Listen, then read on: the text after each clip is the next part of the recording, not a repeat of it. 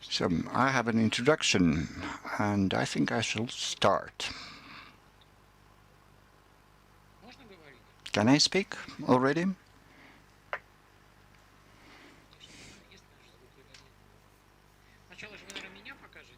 So I think, well, this is a technical issue. There is no connection. We can't hear anybody.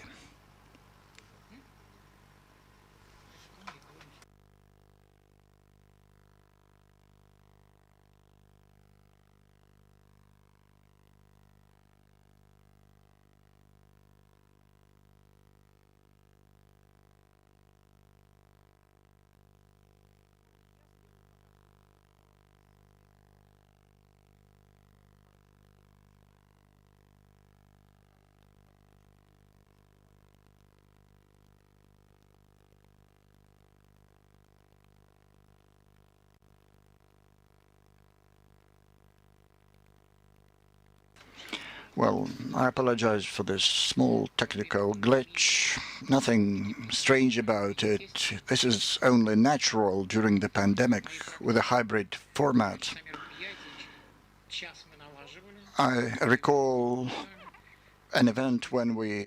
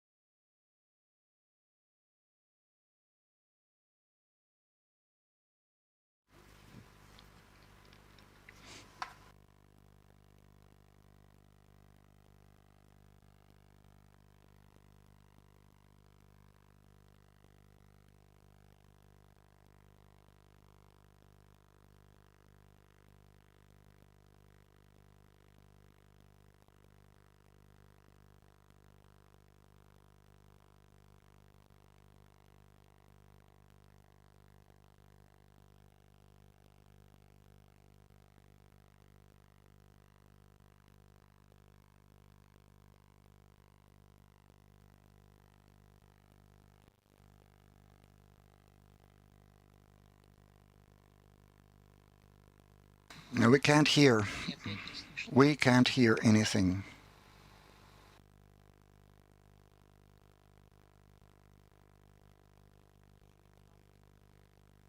We can see you, but unfortunately we can't hear you.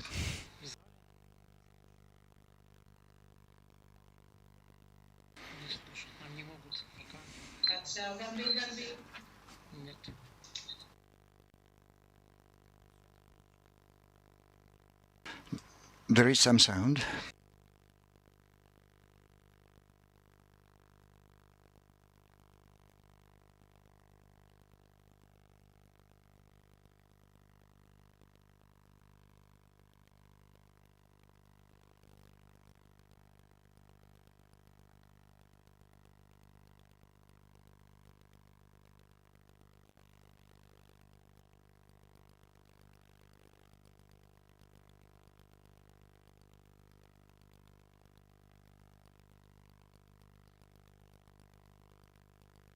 Yes, we can now. Yes, we can now.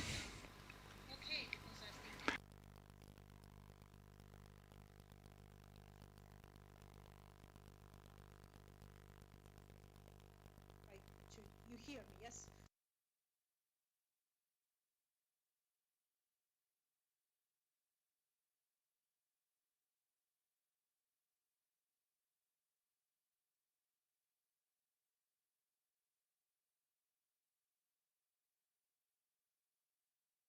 Traditional event, and that is a pity, but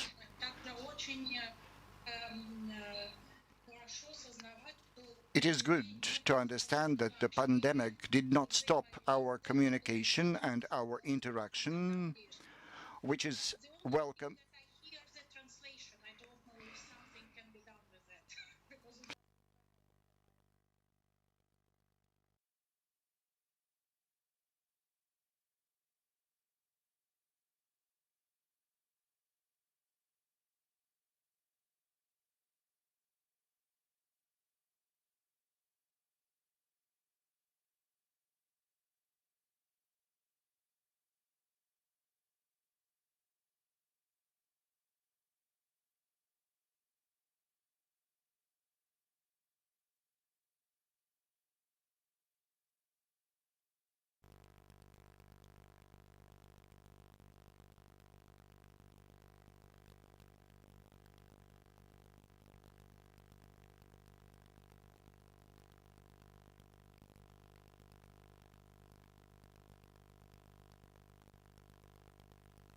Мы вас не слышим опять.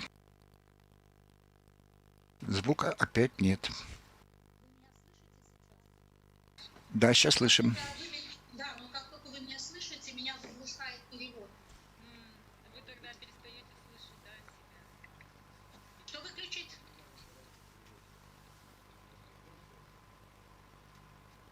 Ну да, я выключаю, вы меня перестаете слышать.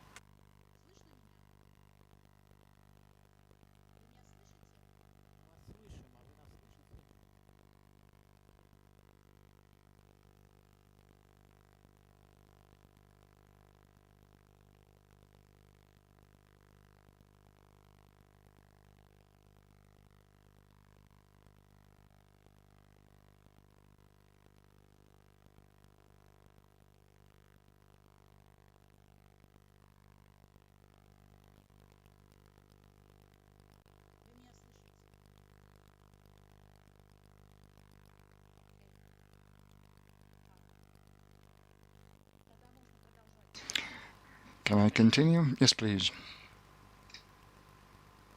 Что-то не то просто с переводом. Something is wrong with translation. Меня слышно? Yes. Okay. Should I start in English?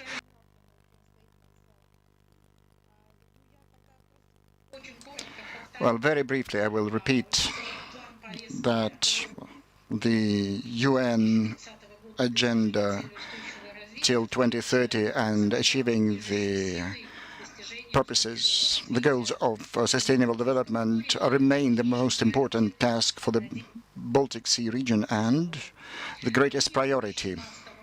In June 2017, ministers of foreign affairs have adopted a Baltica 2030 action plan. A lot of people are well aware of this document, and it's a vision of what we have to achieve by 2030 in this region.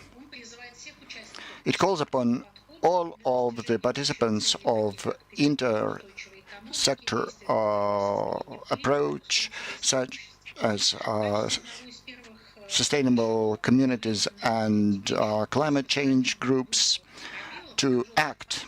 And in order to achieve the common goals of the sustainable development in the Baltic Sea area, our expert group, which is called the Expert Group on Sustainable Development, has prepared a report, Baltic 2030, Bumps on the Road.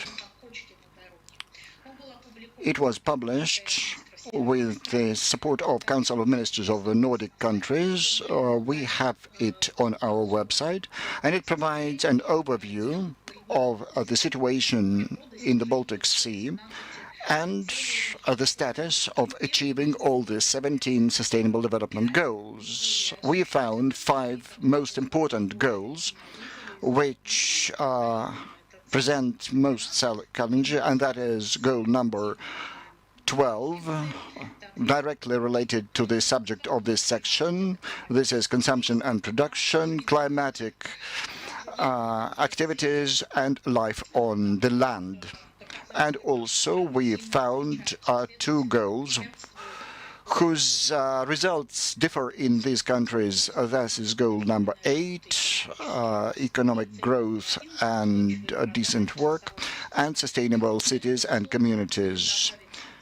We should certainly add goal, which is the subject of the days of the Baltic Sea, and that is the number 14. Our colleagues from HELCOM and experts from the Group on Sustainable Maritime Economy are very active in implementing and analyzing the indicators for achieving this purpose, this goal in the region. I should also note that under the chairmanship of Lithuania,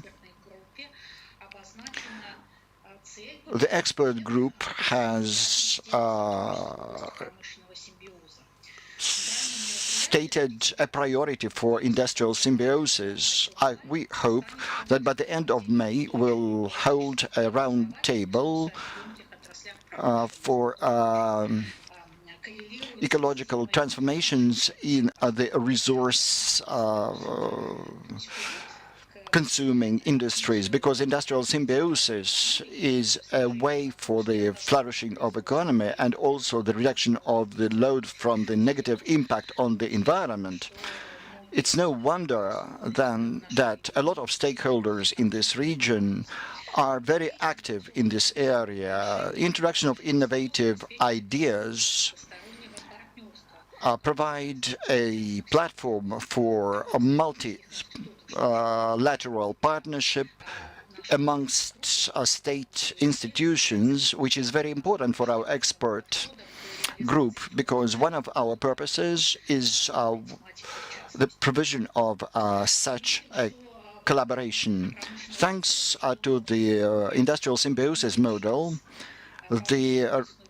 we have a chance to improve local profitability and production rate, to create new jobs after the pandemic, which is very important, and also to improve the efficiency and to reduce the industrial impact on the environment. Concentrating on the resource-consuming sectors and industries such as plastics, textiles, and other industries will provide us with a good solution thanks to a cyclic solution to the use of resources when waste from one company becomes a resource for another company. Because of that, I would welcome the Baltic Industrial Symbiosis project and wish all the partners successful work. That's 11 organizations, 8 associated partners from the Baltic Sea region, and the leading partner is the Danish Symbiosis Center, is certainly a good example, a successful example of the development of industrial symbiosis. And the Russian members of the consortium, including St. Petersburg cluster of clean technologies, which include the organizer of today's events, the Mineral, will certainly make a contribution to the industrial park of clean technologies in St. Petersburg and Leningrad Oblast. We will welcome the partners' possibility to share their experience under the auspices of the Lithuanian chairmanship. We will keep you aware of what is happening. The event will be a meeting grounds for both industrialists and environmentalists, because we need to discuss a comprehensive approach and common ways of supporting the projects and achieving the most successful industrial symbiosis and improving the situation in this sphere. We welcome our collaboration with Hillcom.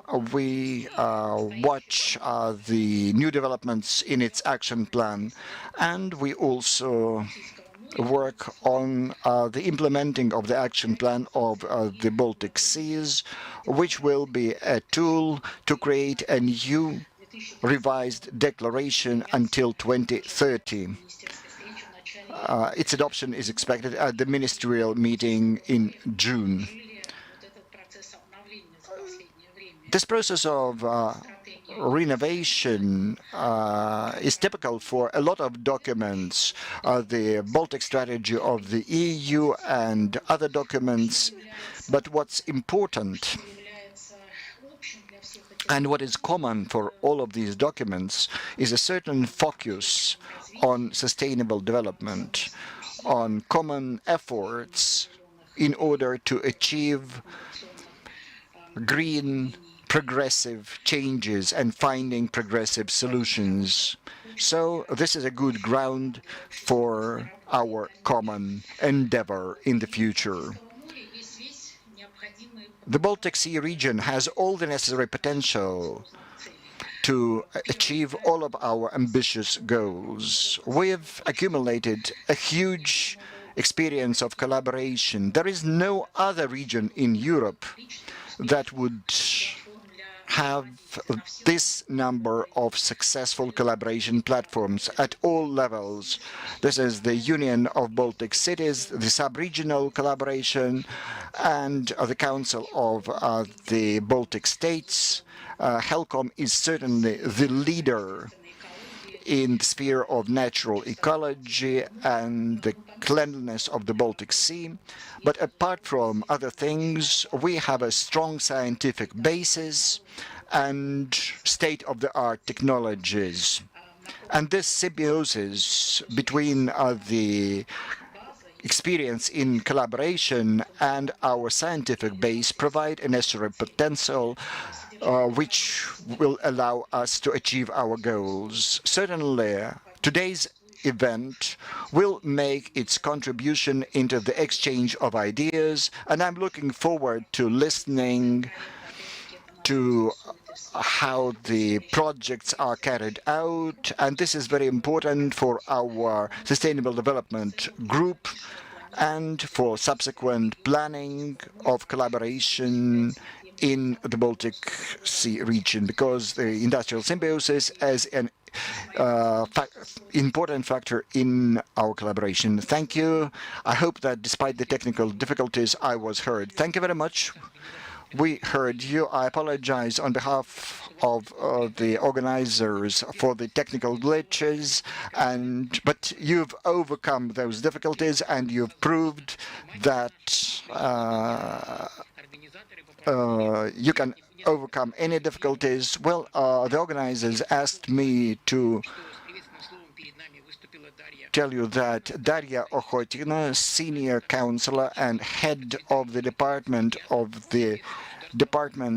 Stable and Prosperous Region in the Council of the Baltic States. I would also would like to tell you that we have a hybrid format. Part of the presenters will be in this room. I thank everyone who attended this meeting. It's very pleasant that despite the pandemic, despite all the risks, there are quite a lot of interested participants in this room. I would also like to note that this event is part of the international project Baltic Industrial Symbiosis, which is in its turn part of the cross-border collaboration. And I would also like to tell you that we'll have a road show. We'll visit the Living Lab. Probably there will be some videos made and later placed on the web. And the next road shows will take place in Lithuania, Latvia, Estonia, and Poland, who are also participants in this project. I would also like to attract the attention of the colleagues to the fact that the translation is we broadcast in two languages. We broadcast in Russian and in English. If you are in the room, you have a receiver which has an English and a Russian channels. We have simultaneous interpretation, so we can spend more time. We can listen to more presentations, and do not be shy. Please ask questions. If it's online, we have simultaneous interpreters who will render your ideas to everybody present online. And if you're in the room, please use a mic so that your question can be translated and the question and the answer will be heard by people in the room and by those who are online. And the next presentation is the leaders of the project, Susanna Boyson, the manager of the project. Please. Let's hope that we shall have fewer technical hinders. You're welcome. Thank you very much. I hope my sound is okay. I will share my presentation. Thank you. Let's see if this functions. Is there a slide on your? Yes. Okay. Once again, thank you very much. It's very important for us to present this project.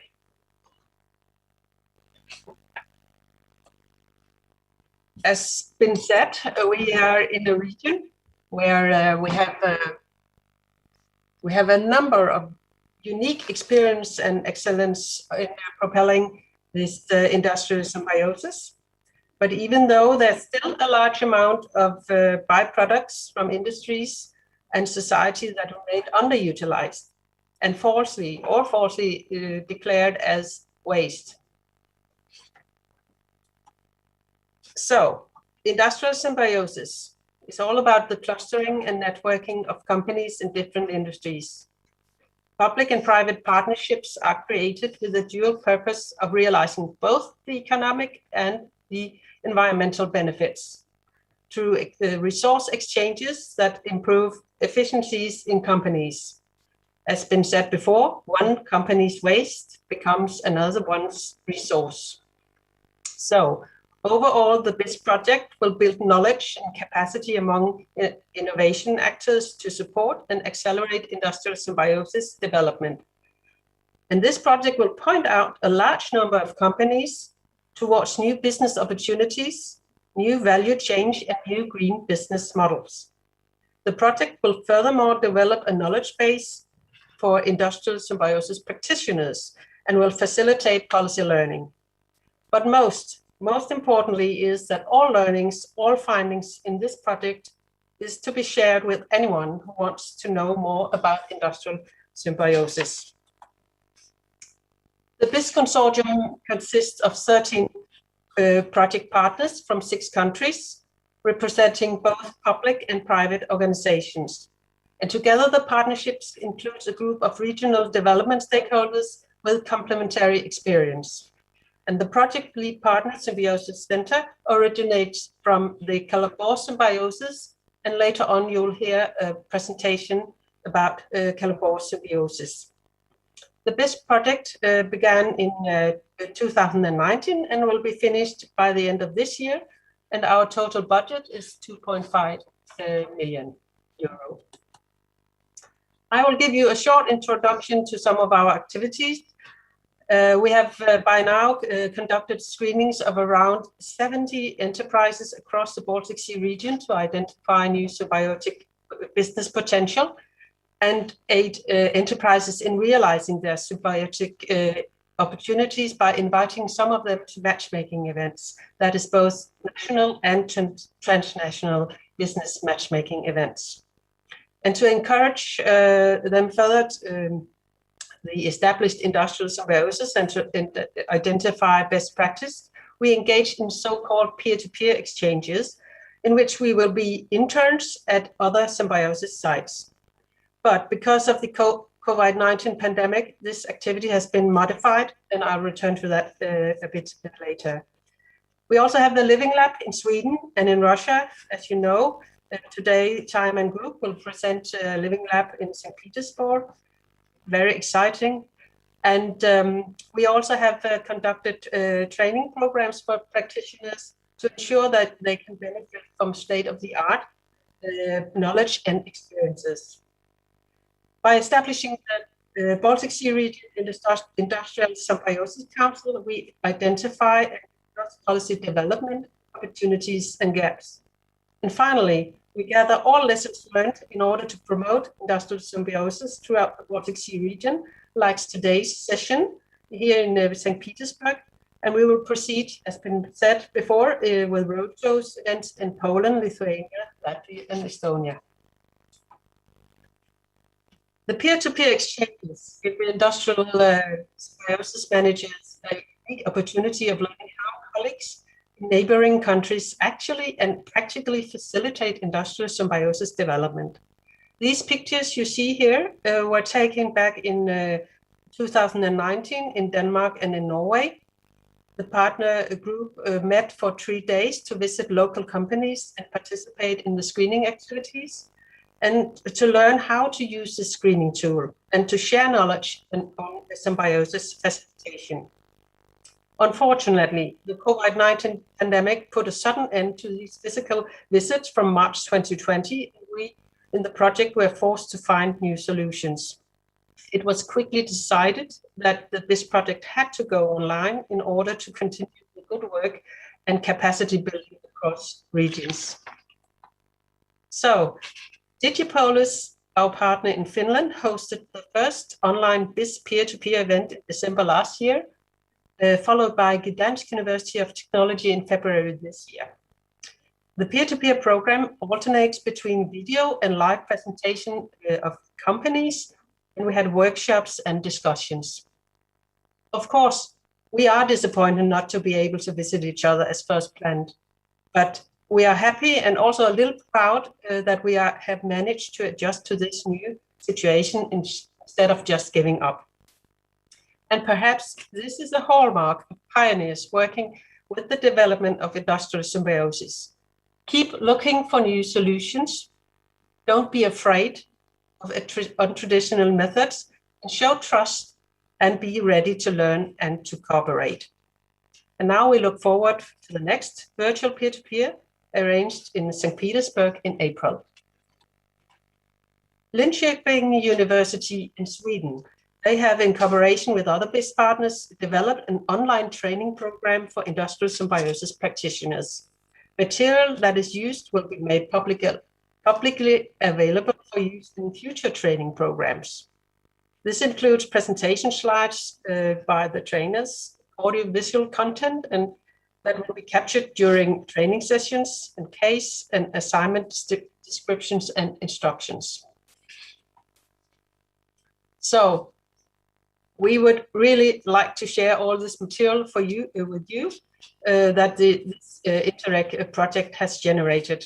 And on the project website, you will find some interesting articles, policy reports, and case description, along with practical tools and guides. And you will later on hear some more about these tools. And by the end of the project, material from the executive training program will also be published. So that is, I hope that you will be curious and that you will take your time to have a look at our project website. And first of all, thank you for your attention. And I hope that a lot of people will be interested in learning more about symbiosis. Thank you very much.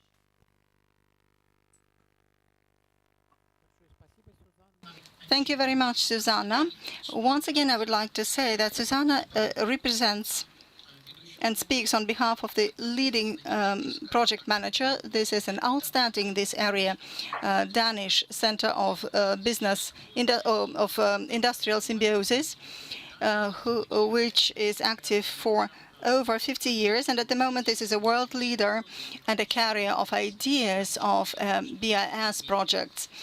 And he is the implementer and the practitioner of this particular concept. We are very happy that we do have this in the territory of St. Petersburg, and I do hope that this particular movement and these sort of projects will be promoted further and will be extrapolated to the territory of the whole of Russia. Now we are going to speak about political measures, because political support is utterly important, especially when we speak about economical innovations and economical transition of the whole world from linear economy to the economy of a loop type. I would say that industrial symbiosis would be a really good example of supporting such new format economy. And without political support, without political will, I suppose it will not be possible. Now I'm going to move on to the new session, which is titled Political Measures. With this, I'm going to pass the microphone to a colleague of ours who will speak about the political measures in order to support industrial symbiosis of the Baltic Sea region. This is our colleague from Norway. Do we have any connection with Norway? We had a very good connection with Denmark and with Stockholm. Do we have our Norway colleague online? No? No, he's not with us. Okay. Okay, fine, I see. It's actually a pity. Now, I suppose we shall move on and pass the microphone to the next speaker. I will be the next speaker, and I will give you an account of our vision over the industrial symbiosis in Russia via the development of centers or clusters of industrial symbiosis. So, dear colleagues, thank you very much. Now I'm going to be the presenter. I would like to start with the following. If we speak about political measures, the most important here is the formation of political support. If it is in the initial stage, when there is some project vision or project philosophy, and we already have support from the politicians, then this project, of course, enjoys all the possible chances for success, such as, for example, laws, enactments, and so on and so forth. So there will be any support which will make it successful in the future. Now, I'm going to give an account of one of such projects. It is utterly important to say that, on the one hand, it's a challenge. On the other hand, it's something that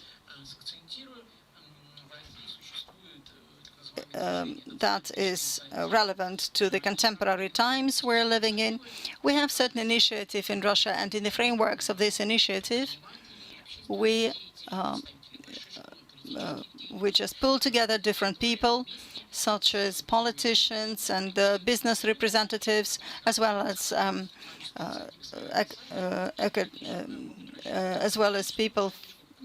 scientists, and people can actually enjoy the financial support, material support, as well as extrapolation of experience for the whole territory of Russia. As you can see, industrial symbiosis is one of the most important segments of the ECO-net market, the concept of which at the moment is almost finalized. And it's very important that the expert opinion is that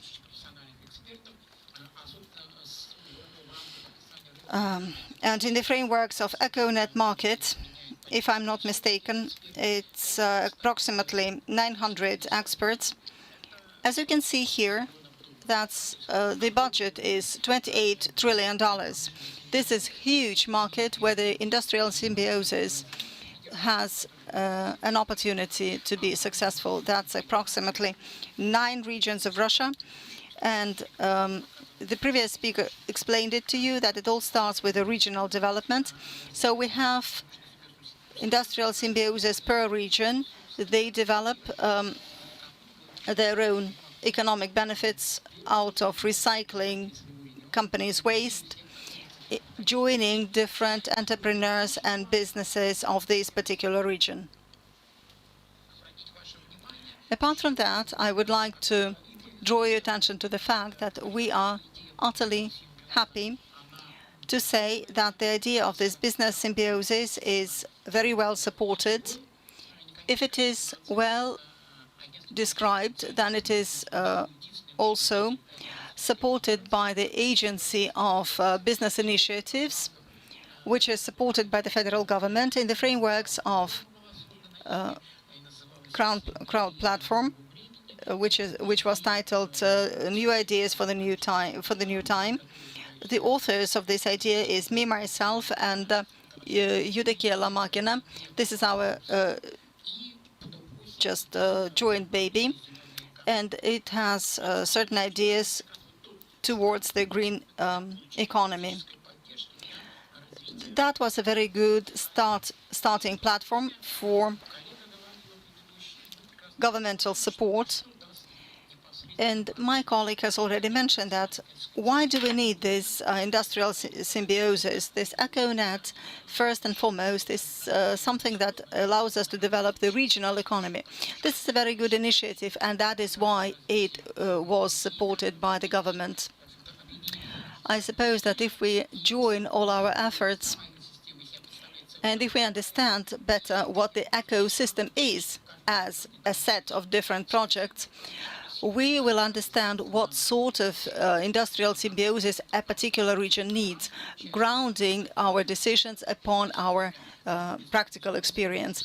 I should say that living in the Baltic states region, St. Petersburg and the Leningrad district are one of the leaders of the industrial symbiosis concept and projects, and it's also very pleasant that the Pskov region is planning to join us as the third pilot region.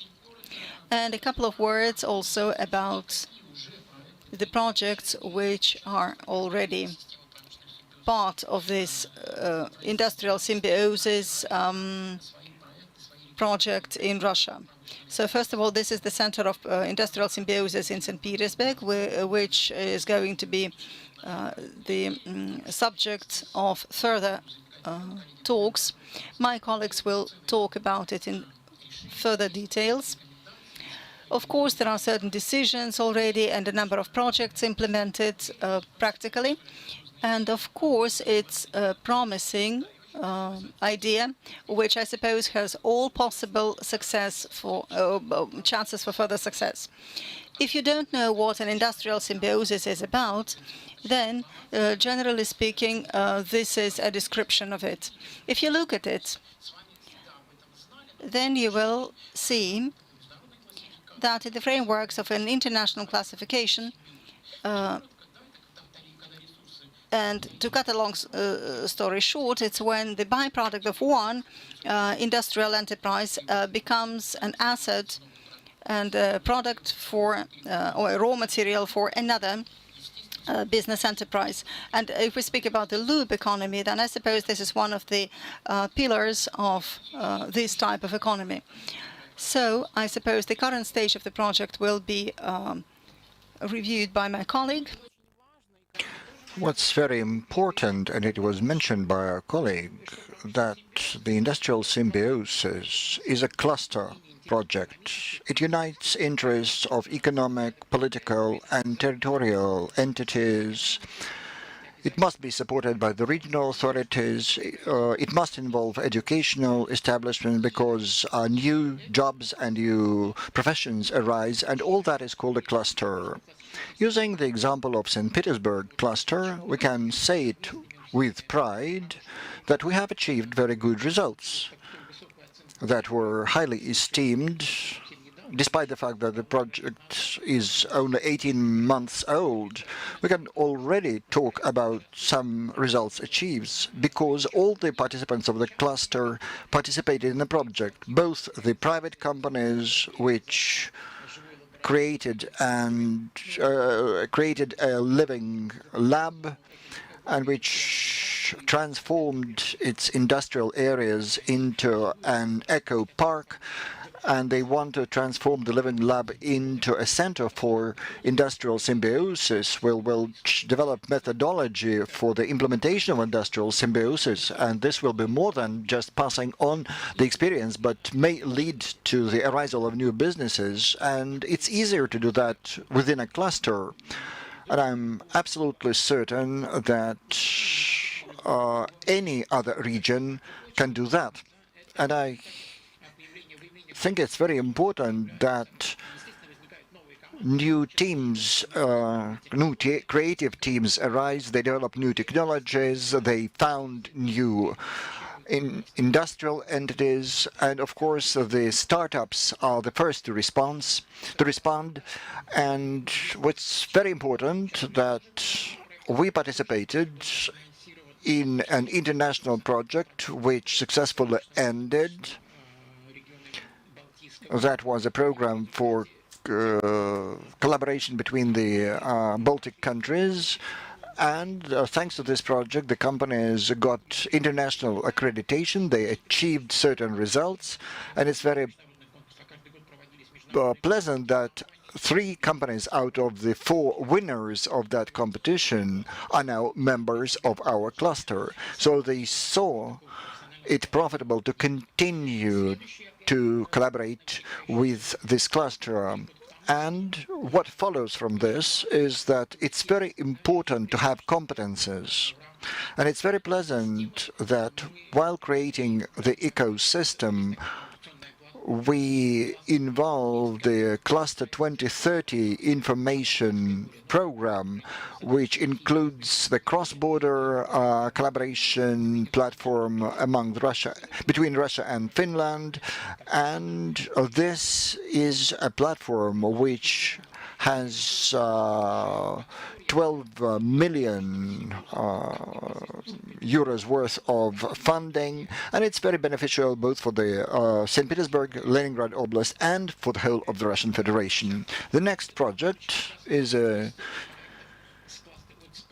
project from the Cluster 2030 platform. It's very pleasant for me that our colleagues, some of the colleagues from that platform are in this room, and I would like to note why this project is important. Apart from being an international project, apart from being a Russian-Finnish project, it's very important that all of our colleagues are following the carbon imprint which remains after our industrial activities, after successful or unsuccessful endeavors. It's very important to see it, and the results of this consideration, or the result of this, often changes the mind of the entrepreneurs when they start to build new energy-saving projects using secondary resources. When they see the carbon imprint, quite often that is an additional motivation for their business development. We polled the members of our cluster. Yes, I'm told I must round up, but certainly the presentation will be available for all the participants of this meeting. I would like to emphasize once again that as a result of this mutual activity and assessment of this carbon imprint, a lot of company managers say, yes, we are now concerned about the results of our industrial activity and about the carbon imprint. We can dream as much as we want about the closed-loop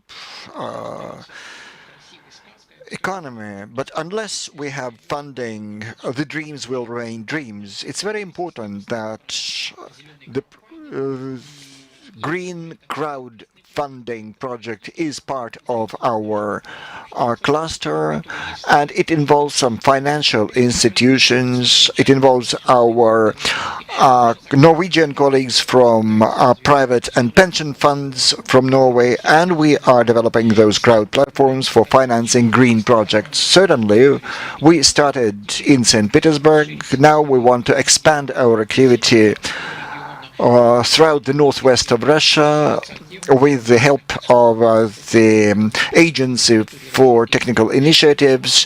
We then are dreaming about spreading that experience over the territory of all of the Russian Federation. There are already successful projects in St. Petersburg which were funded by our Norwegian colleagues. They funded a lot of they invested in a number of energy-saving enterprises which achieved their financial goals, and they got the payback, and their impact on the environment has reduced. Well, that was a usual multi-story apartment house in St. Petersburg, and it was built in the 80s, it was upgraded, and it became quite a modern building. And very briefly about the effective footprint project, which is all about saving the resources, and the surplus of resources is used for the benefit of those who don't have them. So we saved about half the electric power that was used to light the house. And in St. Petersburg, St. Petersburg is using as much electricity due to that because of that project as a city with 1 million population. And I saw that the producers of that equipment were very proud, and the users saw that they saved a lot of money, and they saw their personal contribution after they made an unpopular decision. Well, and this is a project for the SMEs. Unfortunately, I'm very short of time. This is the last project that I wanted to present.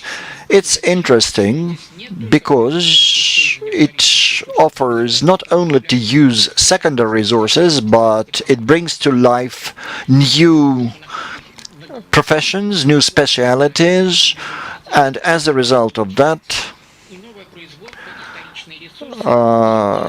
they launch new enterprises, and the young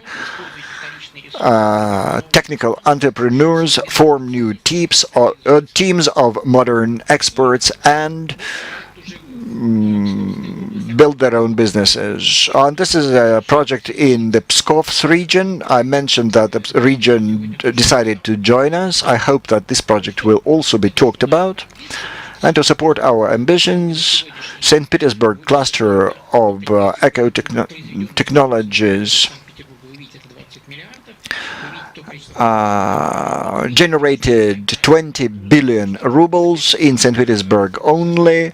You see the number of international experts who are working in this cluster, implementing industrial symbiosis projects. We develop such cluster initiatives both at home and in other regions. Thank you very much for your attention. I'm finished. Thank you.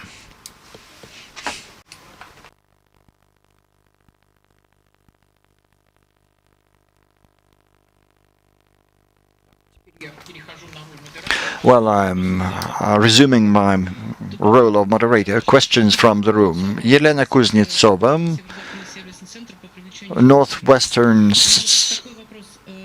Fundraising Center. Do I understand it right that the projects that you've described are financed with federal money? The source of funding for all of the projects is different. The Effective Light project, 850 millions have been attracted from private investors, and the rest was from the Fund of Capital Repairs. Well, as for the international projects, part of the funding came from the EU, part from the Russian Federation. Are you interested in any specific project? Because there are different sources. Are those ESCO contracts? Is that federal money? Well, most of the projects that you saw do not get direct funding from the budget, apart from international projects, which is mandatory under the contract. But you know that any participant company must be a co-investor. So most of the projects have been financed, have not been funded from the budget, from the state budget.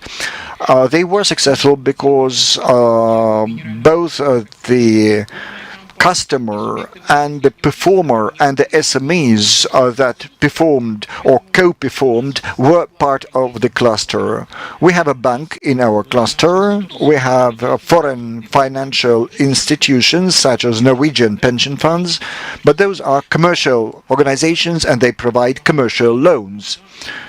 Well, and if the project is described as a green project, according to the international classification, the interest rate is very low, and we monitored the interest rate. The interest rate was lower than in any bank without collateral and without sovereign guarantees. So that was really beneficial, not only from the state of point of experiment, but from the point of view of the investor and the final beneficiary. Well, that was not on a mass scale, although in the effective light project, the funding was so significant. Yes, and it was the decision was made by the landowners or by the owners of the apartments, and we are the green investors. Well, and that is really so. But the Norwegian pension funds, did they invest directly into Russia or into their own companies that did something? Thank you. The project that I presented started in 2014. It ended in 2015. The investment was made for 15 years. We set up a Russian-Norwegian company, and 50% of the stocks belong to the Norwegian companies and 50% to the Russian tenants. And we did not really involve any city money, yeah, because we understood that the city will pay attention to that anyway. So the city did invest 10% into that to be able to be a co-investor and to see how the money worked.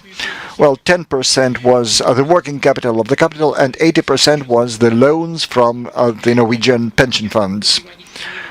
I will not provide any numbers about the interest rate. It was impressive at that time. Now the interest rate is even lower. When we asked the Norwegians why they are funding it, apart from the profitability, they said, well, it turns out that funding green projects in the northwest provides some tax benefits for the investors, as if they were funding a project in Norway. And the northwest means St. Petersburg, Karelia, where our environment impacts their environment. Thank you for a detailed question. Maybe I've been speaking for too long, but at least we are following the agenda more or less.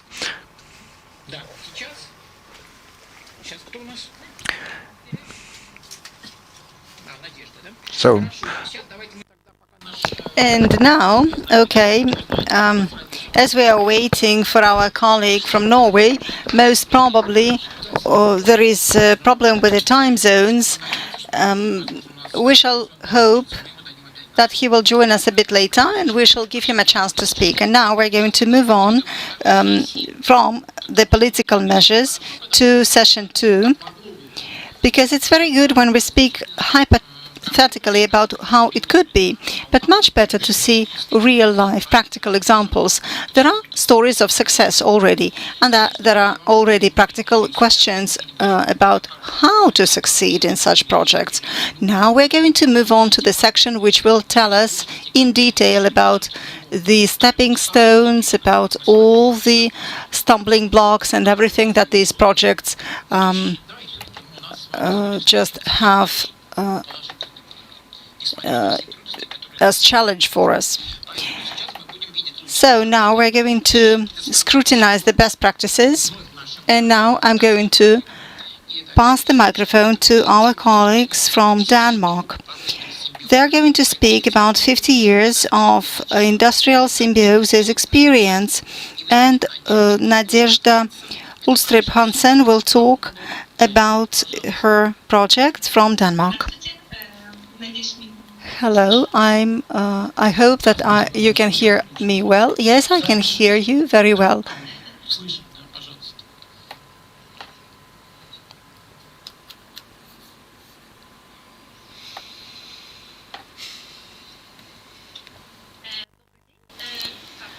Good afternoon. As it has already been said, my name is Nadezhda Ulstrup Hansen, and I welcome you from Kollenberg, which is a small town, and it has unique industrial symbiosis between number of different enterprises located in this town. This is a beautiful closed-loop economy, one of the best examples in the world. I suppose that at the moment we have ever-rising interest towards such type of economical projects, and of course we couldn't have missed this chance to speak to you about our experience. We have approximately 50 years of experience. This year we're going to have this jubilee. And I'm going to speak not only about the experience of symbiosis per se, but also about the tools that we use in order to implement the project, and also about the tools that we developed for other participants or other people who want to join us. Other enterprises who want to join us. And now you can see our Kollenberg Partnership Bay. You can see here all our 13 partners. 9 of them are private. This is an oil processing plant, Equinor, also the energy plant and the Sangaben plant, as well as the Novozymes enzyme plant. Also insulin pharmaceutical company Novo Nordisk, which is located in this bay as well, and Vista Gray, which is oil refinery as well, and also there's a biogas processing plant, and also natural gas processing plant, and another plant which is a completely new partner to us. This is a dairy product processing plant as well. It's a food industry enterprise, and this new partner, when it was about to come to Kollenberg, he actually was this particular enterprise was very much attracted by an opportunity to be part of industrial symbiosis. We also have a number of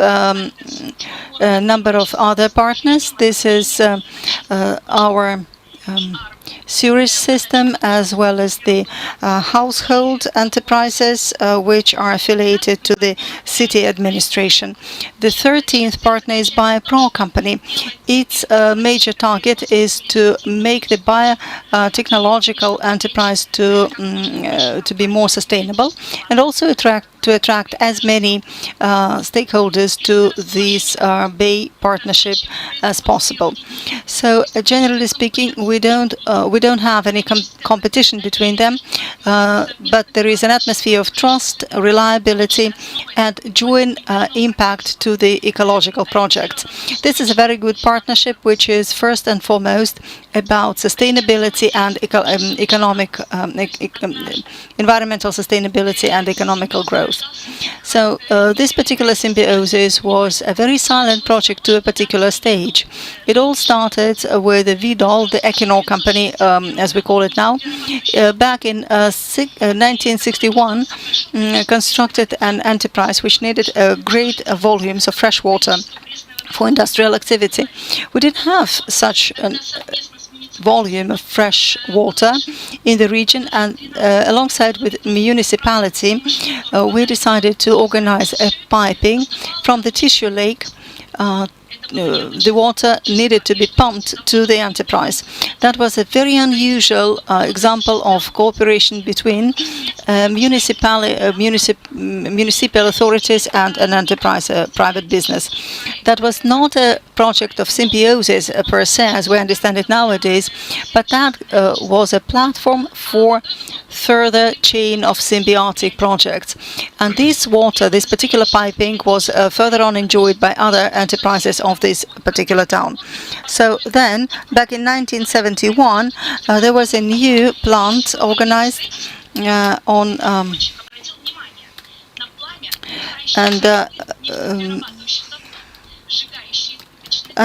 they actually had a certain amount of biogas that they burnt, and they needed plaster. That was a plaster slab production, and they organized the symbiosis with an oil industry. Further on, that particular project was stopped because the natural gas was delivered to the town. This Kollenborg symbiosis is not something static, as I have already demonstrated to you. This is a living project. It works as a living creature. It changes, it is alive, and different types of corporations pop up and disappear. So also the energy plant and the power station were developed further on, and also there was a steam piping developed in the town. And when somebody comes to visit Kollenborg for the first time, they always pay attention to the green piping. That particular pipeline is exactly the steam flow line. And I would like to say that this is part of our symbiotic project.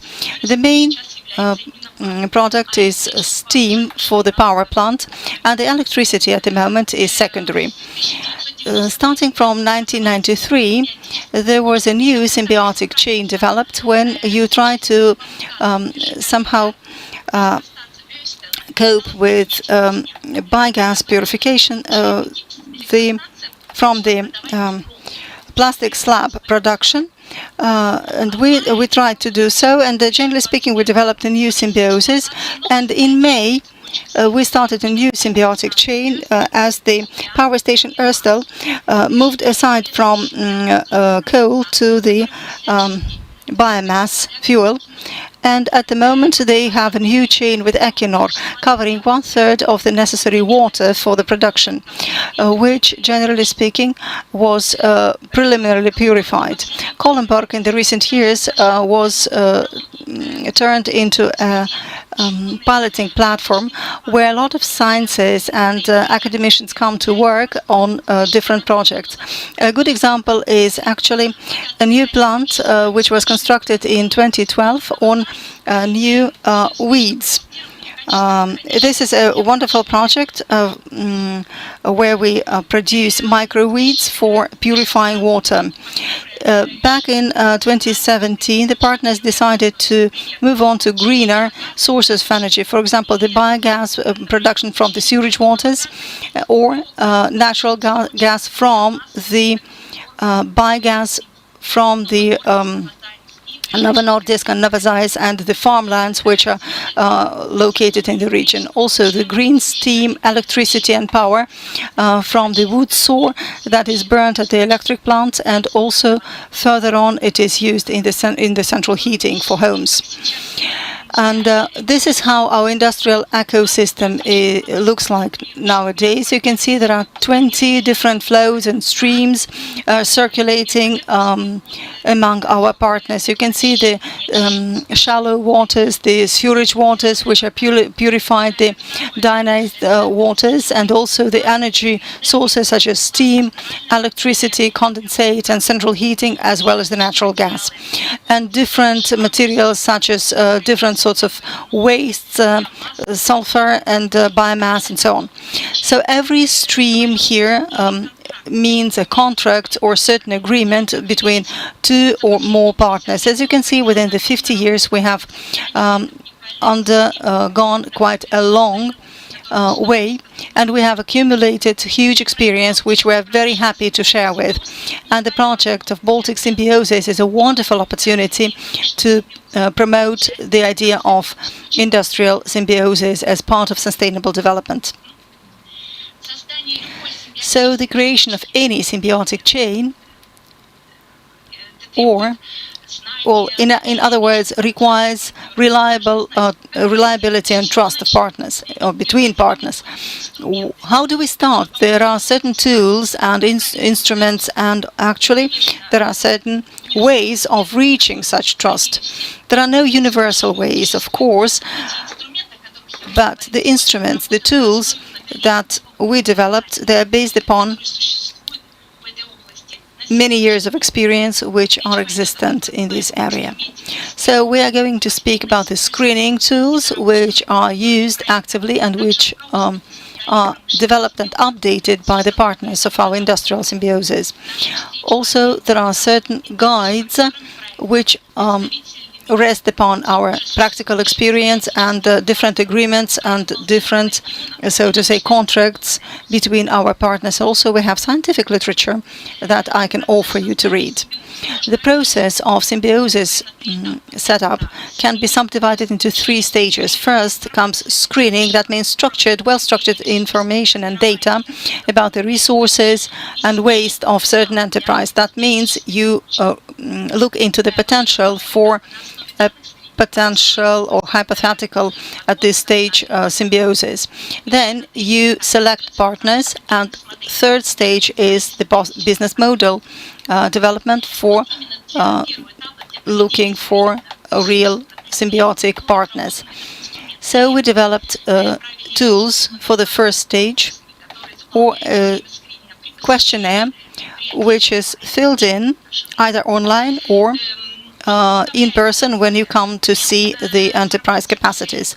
It's an Excel format document comprising 5 modules about business model, structure, resources, raw materials, and waste of a certain enterprise. And this is the data which is scrutinized further on to understand better and to come to the conclusions what sort of resources the company should concentrate upon in terms of updating, optimizing these resources. Then further on, the company is provided all the necessary advice and tips how to modernize and make business greener. And at this stage, they start looking for partners. So, guide for industrial symbiosis facilitators, so to say. This is an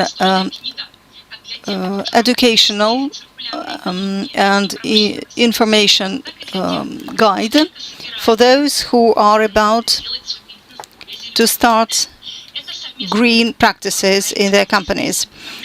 This is a joint effort of all our partners, as generally speaking, we have regional experiences, and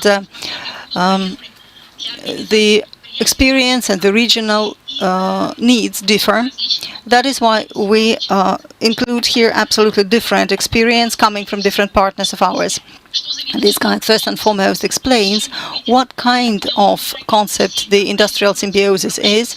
It can touch upon also all the industrial cycles, starting from the setup of the enterprise as such, up to looking for partners for symbiosis. This particular guide can be read just step by step, or it, generally speaking, can be a very good document if you need a particular section or look into a particular section of it. You can look at the internal organization of the company, or, for example, you can find a partner that will be, or a third party that will be looking for a third symbiotic partner. And also there are such factors as reliability and trust between partners, mutual understanding, common ideas, and also an opportunity to inspire each other for further development of green model of business. So also you can select the business model here, and also you can psychologically understand the qualities of a facilitator or supervisor of a project. The guide also describes the problems that may arise when you try to create a symbiotic partnership and ways of overcoming them. Certainly, I cannot describe the whole book, but I am calling upon you to read it, and maybe it will answer your questions. A tool for screening and the guidebook can be found on our webpage on the Symbiosis Center. If you want to learn more, we will be pleased to tell you more and to answer your questions. Thank you very much. Unfortunately, we don't have much question. Do you have any questions in the chat or in the room? Well, that doesn't mean that people are not interested. Really, it's a very interesting book. I read it, or I rather browsed through it. It's a very pleasant thing that we can return to political matters. Our colleague Per-Erik Søres from Trøndelag, Norway, is ready to speak, and he will be speaking about the political measures supporting the industrial symbiosis in the Baltic Sea region. You're welcome, sir.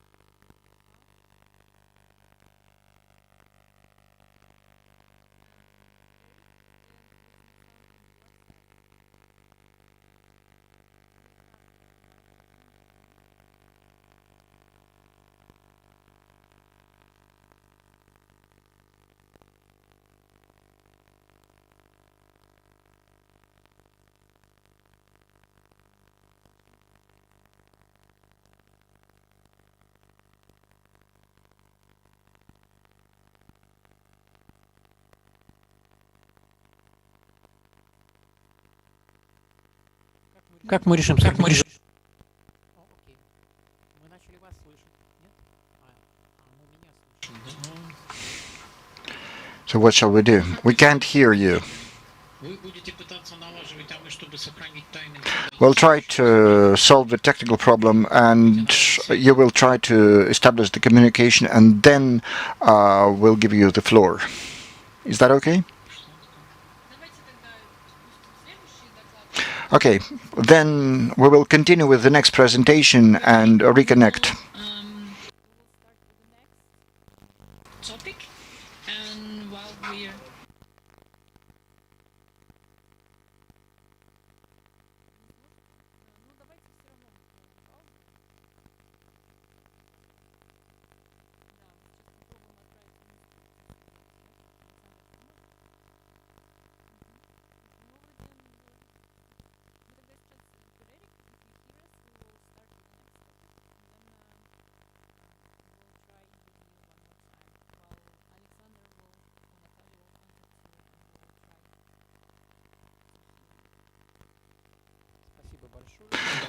Thank you very much. Let's listen to another example. I will ask the Timing Group company to present their project, an attempt to create an industrial symbiosis, and Yevdokia Lomagina will be talking about the Living Lab. And that's their project. Yes, I will try to be brief. Moreover, that previous colleagues, Susanna and Nadezhda, have very well described the path that the partners in the project were supposed to pass. So I will describe our project. First of all, you can watch it on our website, where we write all the news, tireman.ru/bis. We were supposed to be involved in 4 activities, and I will be speaking about each of them in detail. The first one was to identify partners, possibilities by screening. We found 15 companies which suited us according to the project criteria, and we made 15 audits using the Danish screening form and identified their resources, their secondary resources that they generate. We placed them onto a map, and when we took that into account when deciding upon the place of the living laboratory, so that this location is most suitable for all of the partners. Then we started the second activity, and it was logical to create new possibilities through matchmaking between companies that have passed the screening and were ready to meet one another, to discuss matters, and were interesting to one another. Within the framework of this activity, we had 7 matchmaking events, but then there were more matchmaking activities within the Living Lab. Here are a few examples. Initially, we supposed that these matchmaking events would be meetings between a lot of companies, but in fact it was mostly one-to-one events when the companies discussed commercial issues and they did not want to involve a lot of participants. That was rather a one-to-one meetings, mostly on the site of the Living Lab, because it was more convenient for the companies to meet on a neutral grounds. Now, within the framework of this project, and Susanna mentioned it, we have experience exchange and peer-to-peer learning event that will take place on the 22nd and 23rd of April. I would like to introduce Alexander Biliv, who is the manager of the project. If you have any questions, you can address him or me. Now, about the Living Lab. The Living Lab comprises 2 pools. One is a physical place to test the ideas of industrial symbiosis, and the second is a number of activities which include some events where we can make people aware of the industrial symbiosis, about the logistical chains, testing ideas, the logical sequence for building the chains. We also test the materials. We test their physical and chemical properties in order for our partners to understand how waste or secondary resources match their ideas about production. Now, the green model, and that involves an economic assessment for a possibility of a new business. This is a market study. This involves studying the sustainable results, the green results, whether the new business is really a green one, whether it generates more secondary resources and what to do with them. As for the physical location, the Living Lab consists of 4 areas: the co-working area, the presentation area, the warehousing area, an industrial area, which is very important because warehousing and transportation is something that the partners do not always wish to undertake. They don't always have a place for storage of, for instance, used ground coffee. Our partners from Boucher chain don't have any place to store it, and we need quite a lot of it so that we can send 200 kilos of it to our partners. So we store that at our Living Lab, and transportation is also a problem for some of the partners who, not all of the partners can afford to pay for transportation.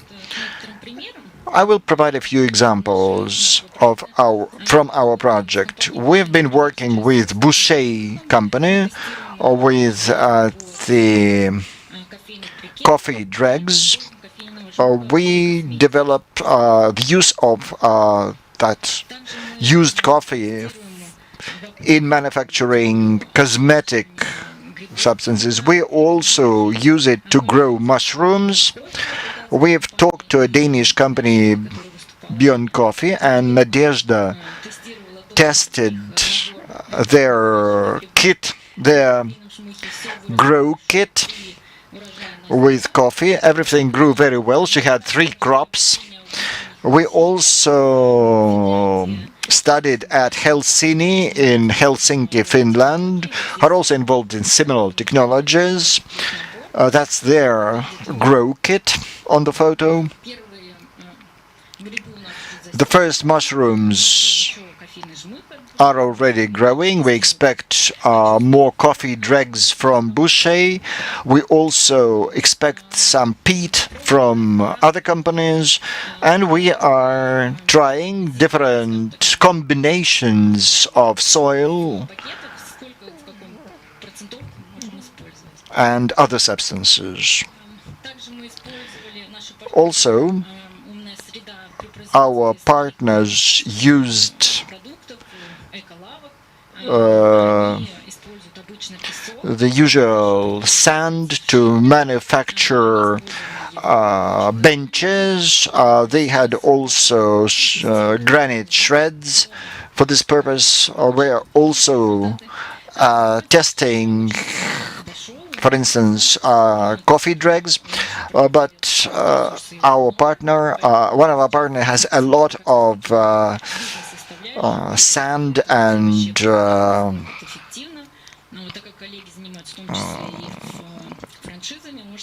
granite cuttings, and maybe it makes sense to start a business not far away from the location of Karel Resource, which is one of our partners. So this is an example of their product.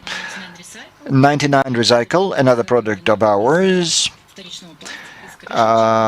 used lids. There's a charity project, the Lids of Kindness. They take this resource and manufacture very interesting materials. For instance, the interior panels, which we use to decorate walls in our living lab. But they also have a lot of other interesting products, which will be described at our peer-to-peer online event. I recommend you to visit their website. We also jointly found old pillowcases or cases for tires. We appropriated them and we made them into pillowcases. Okay. And once again, we collaborate with ITMO University. We are holding a competition. Our partners are testing the utilization of pig blood, and the students are developing opportunities for the use of this waste, and our partners were also looking for a solution, and they also now pig blood will be used to manufacture fertilizers in Kaliningrad. I hope that our partners will be able to find a good solution. So we will tell you more during a tour of the Living Lab at 4 o'clock today, and we are always ready to answer your questions. Call us, write to us, come to us. Thank you very much. I would like to note that we've seen that the project started 18 months ago. Well, it is in the very beginning of its development. It is not 50 years old yet, but from the small examples presented, we see that great.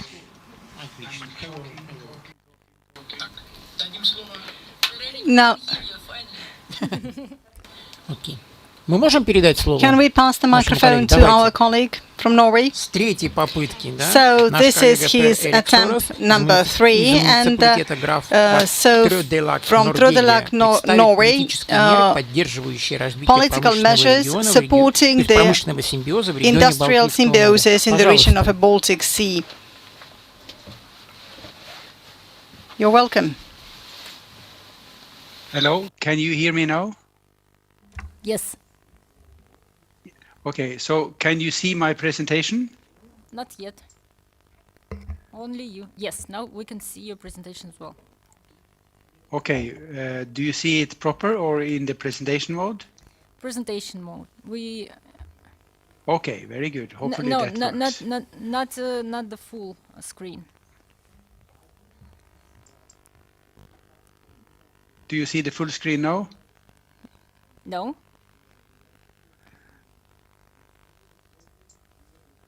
I'll try it once more. Okay.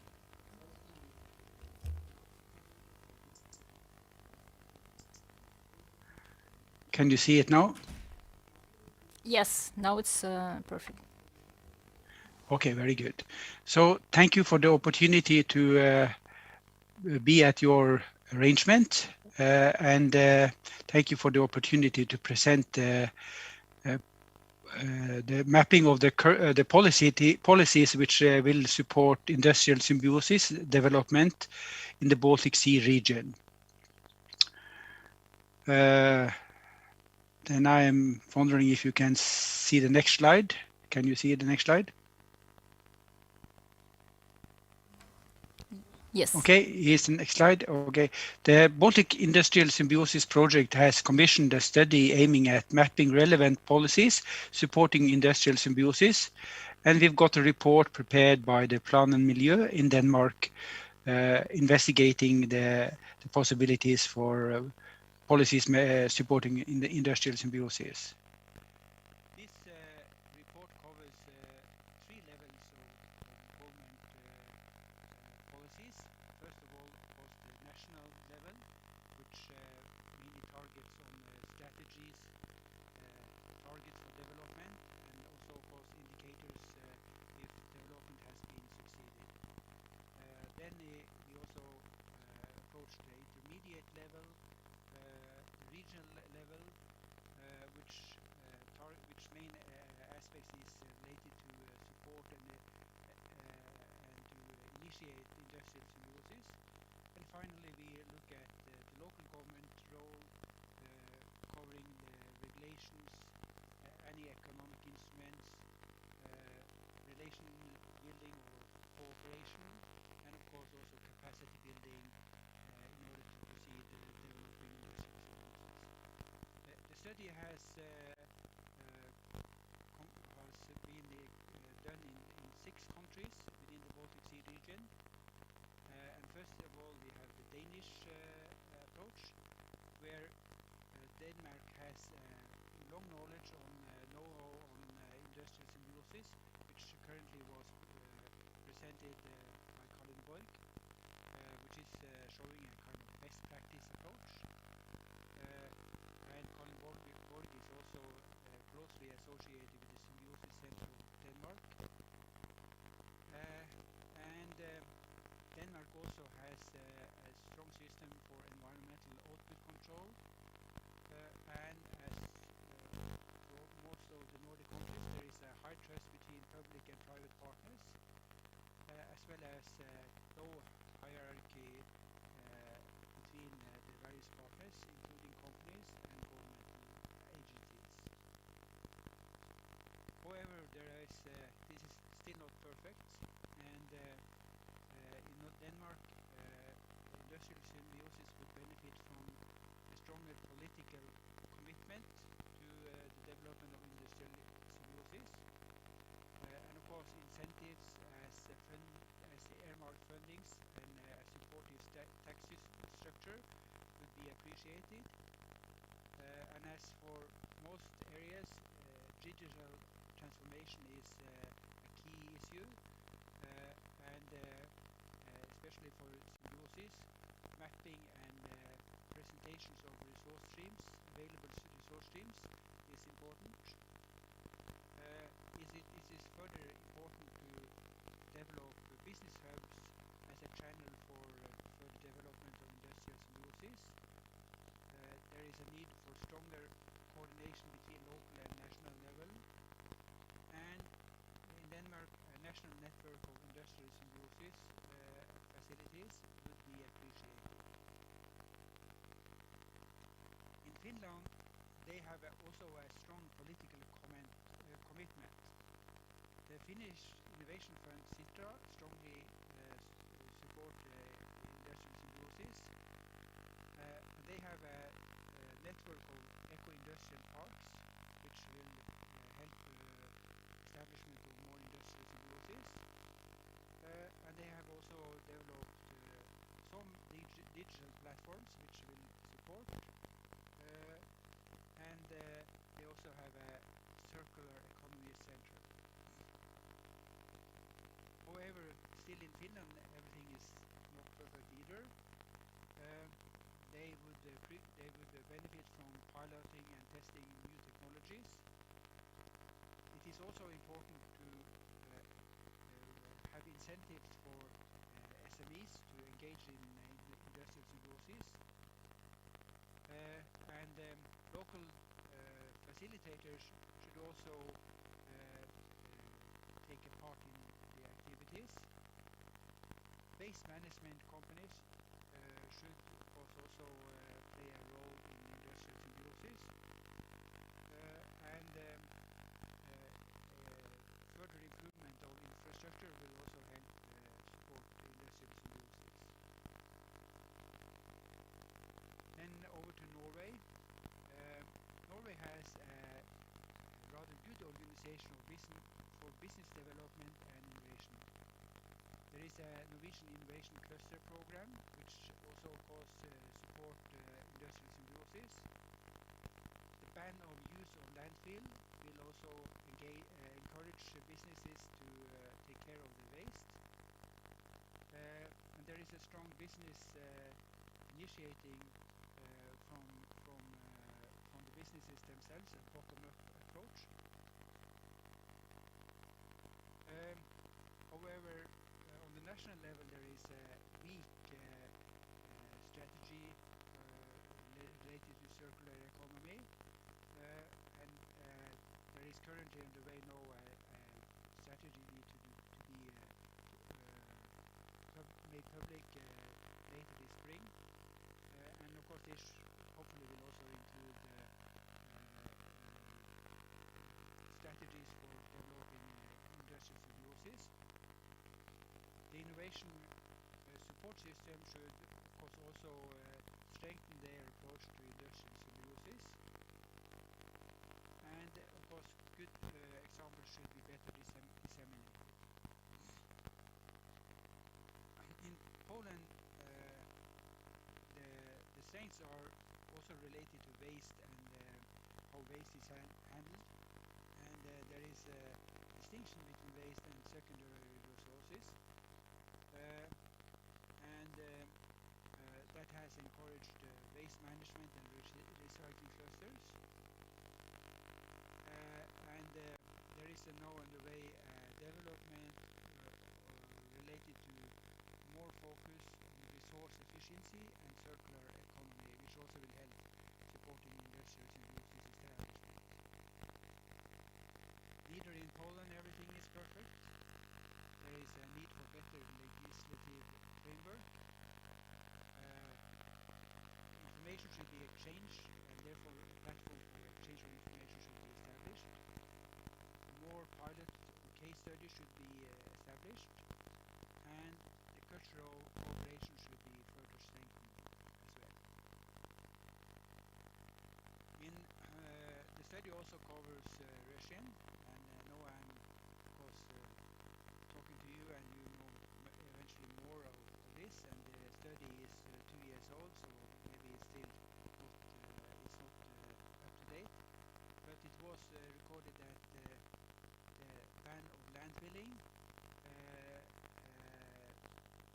will help focus on reuse of waste and establishment of industrial symbiosis.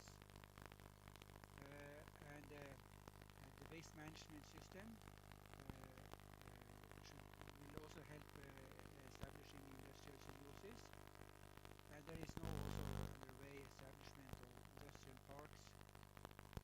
And of course also the public awareness on circular economy is increasing, which helps more industrial symbiosis to be established. And of course neither in Russia everything is perfect. Like we are hearing now, there is further exploration of opportunities for circular economy underway. There is a need of an overall strategy on the circular economy.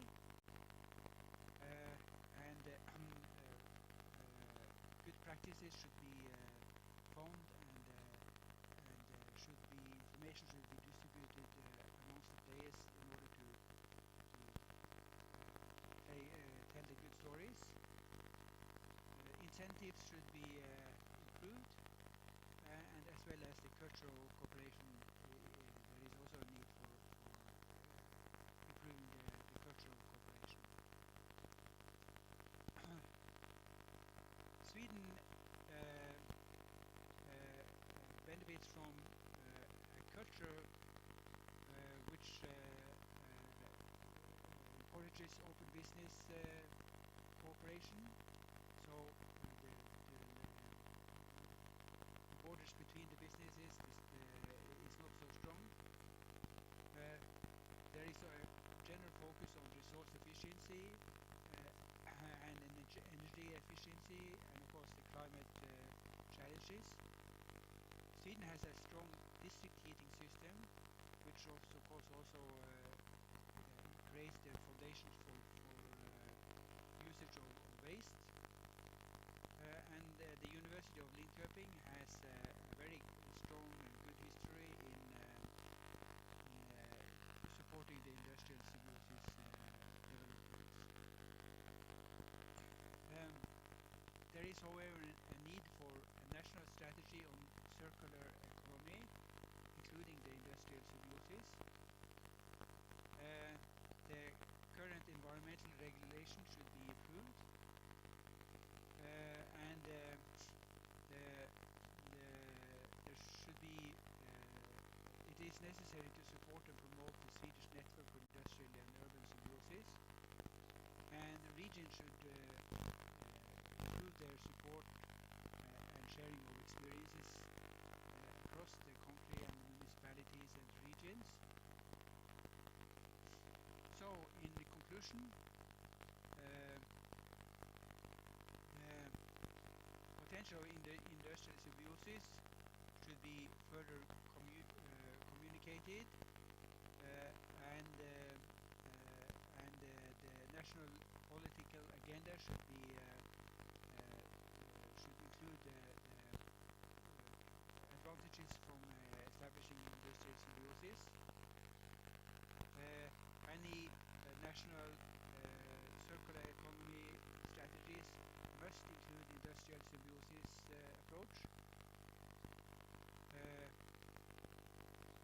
It would be beneficial to place the responsibility of promoting the industrial symbiosis within one single government agency in order to get more focus.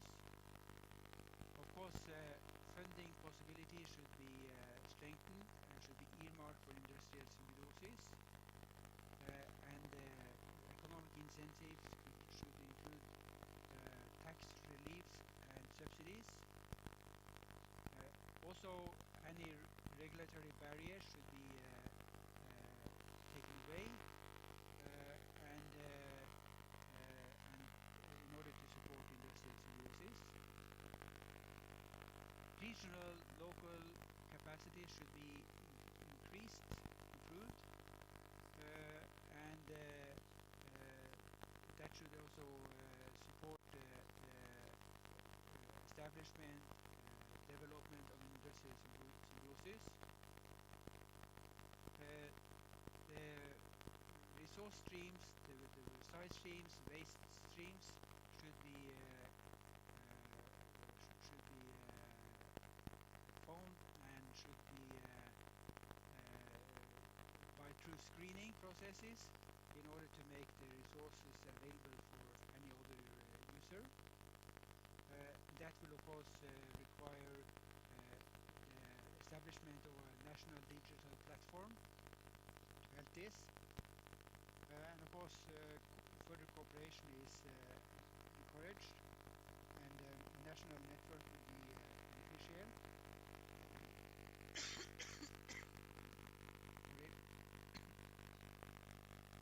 And facilitators should be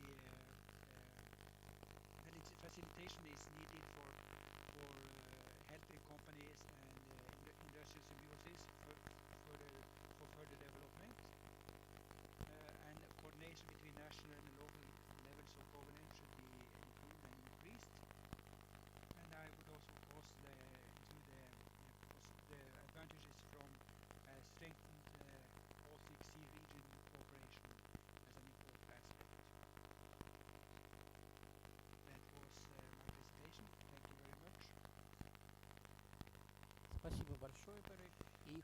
Thank you very much.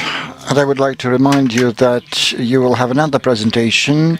Now you will listen to our Russian colleagues, and we hope that you will be back and you will continue to participate. Our third session will be dedicated to collaboration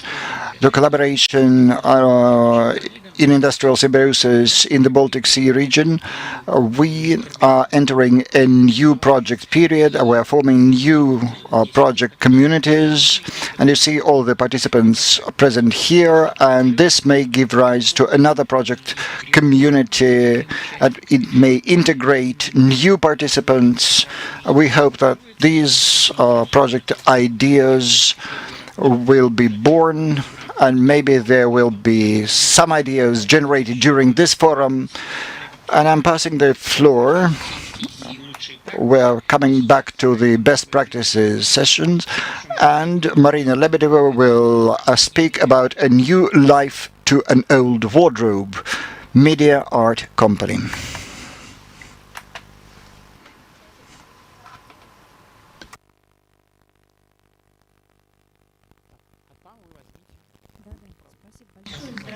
Thank you very much. Please stick with the time. I will not stop everyone. So, colleagues, good afternoon. My name is Marina Lebedeva. I'm General Director of Medina Art Company, and I am also a Russian partner in the eco-design cyclic economy 4.0 project. I will be talking about a project that is already generated, which is called A New Life to an Old Wardrobe. This is a project which was supported by the Presidential Grant Fund, and we started the project in 2019. We made it jointly with the Furniture and Wood Processing Industries Association. We have been partners with them for a long time. Back in 1996, I founded the Guild of the Furniture Makers of St. Petersburg. Then it was the Union of Furniture Makers of the Northwest of Russia. I was at the head of it for a long time.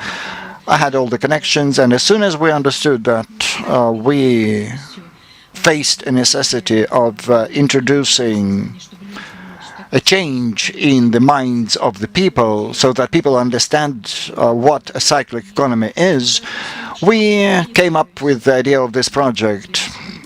We are partners here, but we are not the benefactors of those grants.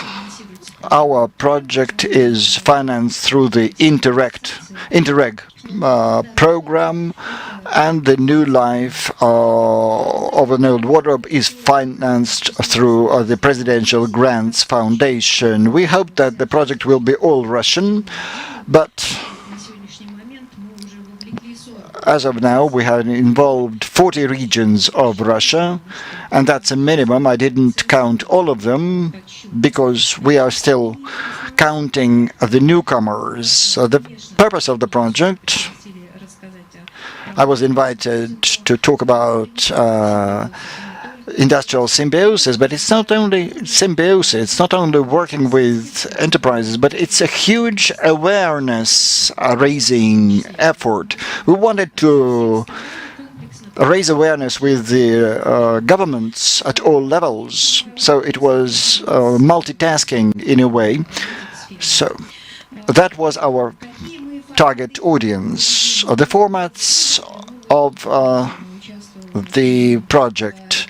Nikolai recently participated in the Day for the Sustainable Development of Cyclic Economies, and despite all the difficulties, this project started in March 2020, so it coincided with the pandemic, but we made all the offline enterprises possible, wherever it was possible. And in March this year, we had that single day. And I'm thankful to Nikolai for joining us and for his cluster, because we unite everyone who is interested in this kind of collaboration and the development of this subject. So, these are the supporters. This was about the supporters of this day, and these are the people who signed this memorandum. You see, they come from different organizations and different spheres of industry. Long ago, when I worked with USAID grants, all the programs and all the projects were disjuncted. They were not united. It's very important for us to unite, to bring together different grant resources in order to achieve our goals. So we are very much complementary to one another. And it's a kind of a symbiosis, but in a wider sense.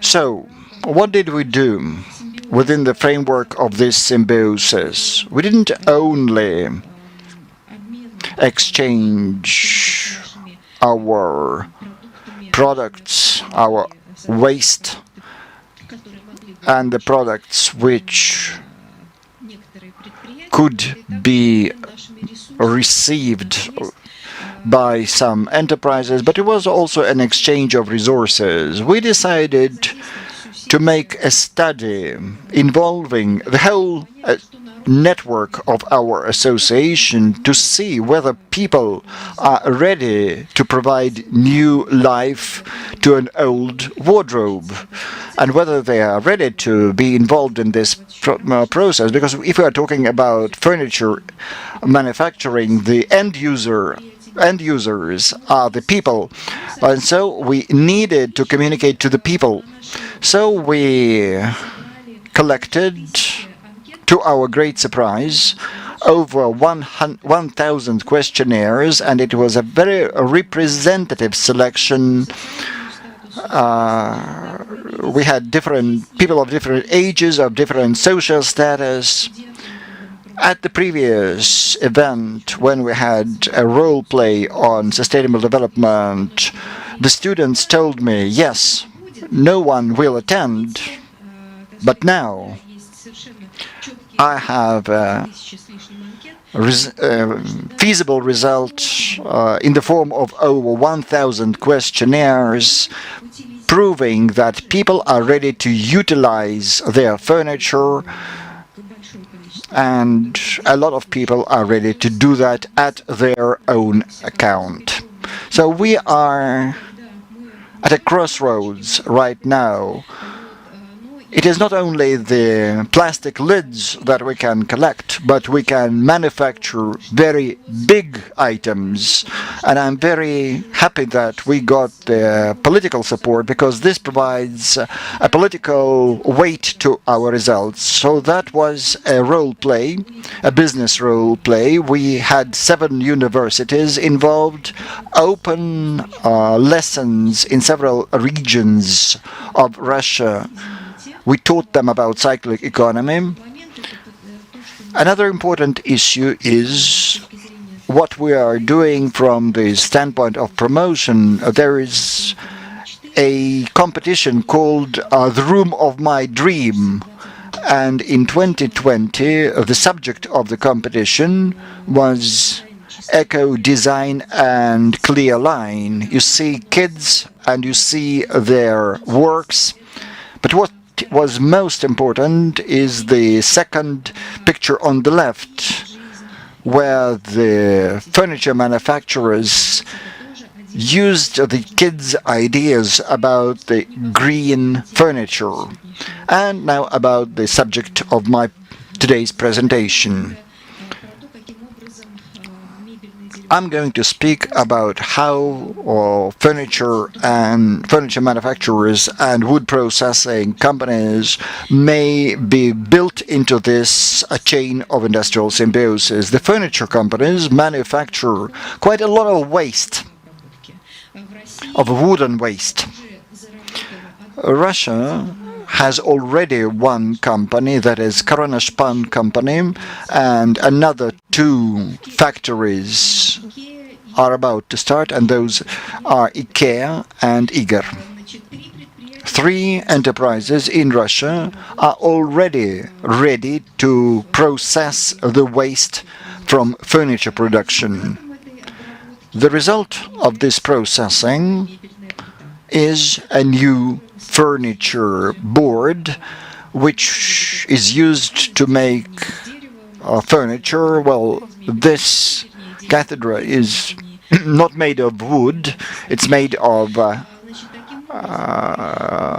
fibers, of wood fibers. So when we reprocess that waste, we preserve our forests, on the one hand. On the other hand, you need to understand whether the companies are ready to do that and what we have done to make them ready. We have finished our marketing research, we studied the reprocessing market, but we are also preparing an economic model so that the enterprises see it profitable to reprocess the waste. And surprising as it may be, after my latest presentations, I got several offers from the companies. Marina, you know everything, tell us where to bring our waste.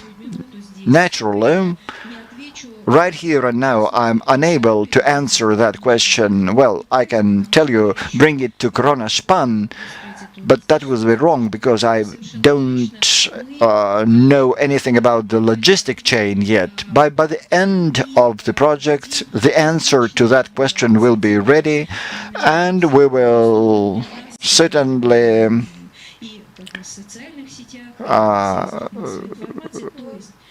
voice that answer on all the social networks available to us. So the industrial symbiosis is a very timely and correct initiative. We, as the Russian company, can say that through the project which was financed by Interreg, but initiated by our association, our industry is ready to start that industrial symbiosis. And in that sense, I think what we are discussing now is quite right and timely. And certainly we join everyone. We join all the initiatives in this area. We are ready to collaborate with any organization, with any project. And thank you very much for your attention. Thank you. Well, we accept your offer with gratitude, and I'm inviting your project into this ecosystem of industrial symbiosis. Certainly, we will enjoy the political support of your association, and let us think that we've reached an agreement, and next time when we talk about the industrial symbiosis, we'll be talking about this project too. Now I'm going to invite Daria Mironova from ITMO University, and she will talk about industrial symbiosis in Russia. So 10 minutes for your talk, but I know that you are a very interesting presenter. If you go beyond the time frames, I actually think we shall be happy to listen to you longer than 10 minutes. And I would like to say that it's a bright discussion, and it's exactly the platform where such discussions should happen. You're welcome.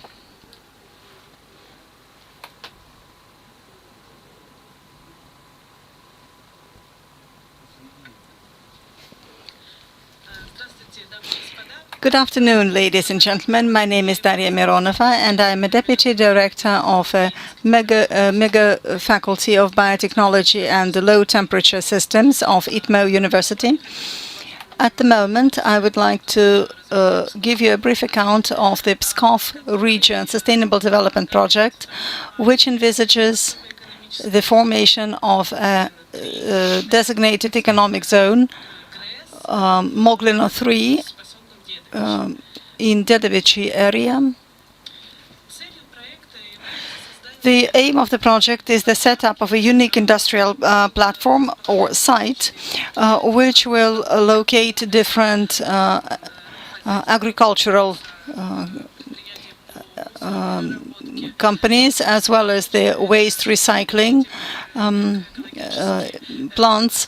The most important is that they work according to the ecology and environmental just parameters. And the most important thing is localization. Localization, or just the site, is in Pskov area, along not far from the power plant, which at the moment is not actively exploited. And at the moment, there are several events, several times per year, in order to just support the capacities which are located there. So the power is going to be provided exactly to the plants and the enterprises which will be localized in the region, and also this absolutely free of charge power and heat coming from the power plant will be distributed to such enterprises which will be dealing with producing fish and other agricultural products in the region. You can see how these particular enterprises are going to be located along the site. For the project to be initiated and started initially, and we have been working on it for more than a year already, we needed to find residents of this economic zone, which would need the power of not less than 80 megawatts. At the moment, we have such stakeholders, several companies that need approximately 200 megawatts each. And at the moment, we organized several meetings between the potential residents of this economic zone and the municipal authorities. This week, we're going to have the meeting with the ITMO president of the ITMO University, president of the cluster of clean or green technologies, as well as the Agency of Strategic Initiatives and the Pskov region governor. You can see here the key stakeholders of this project. ITMO is the key partner which facilitates the project development, and also the initiator is Sergei Gastev, who is a postgraduate student of the low temperature systems of our university.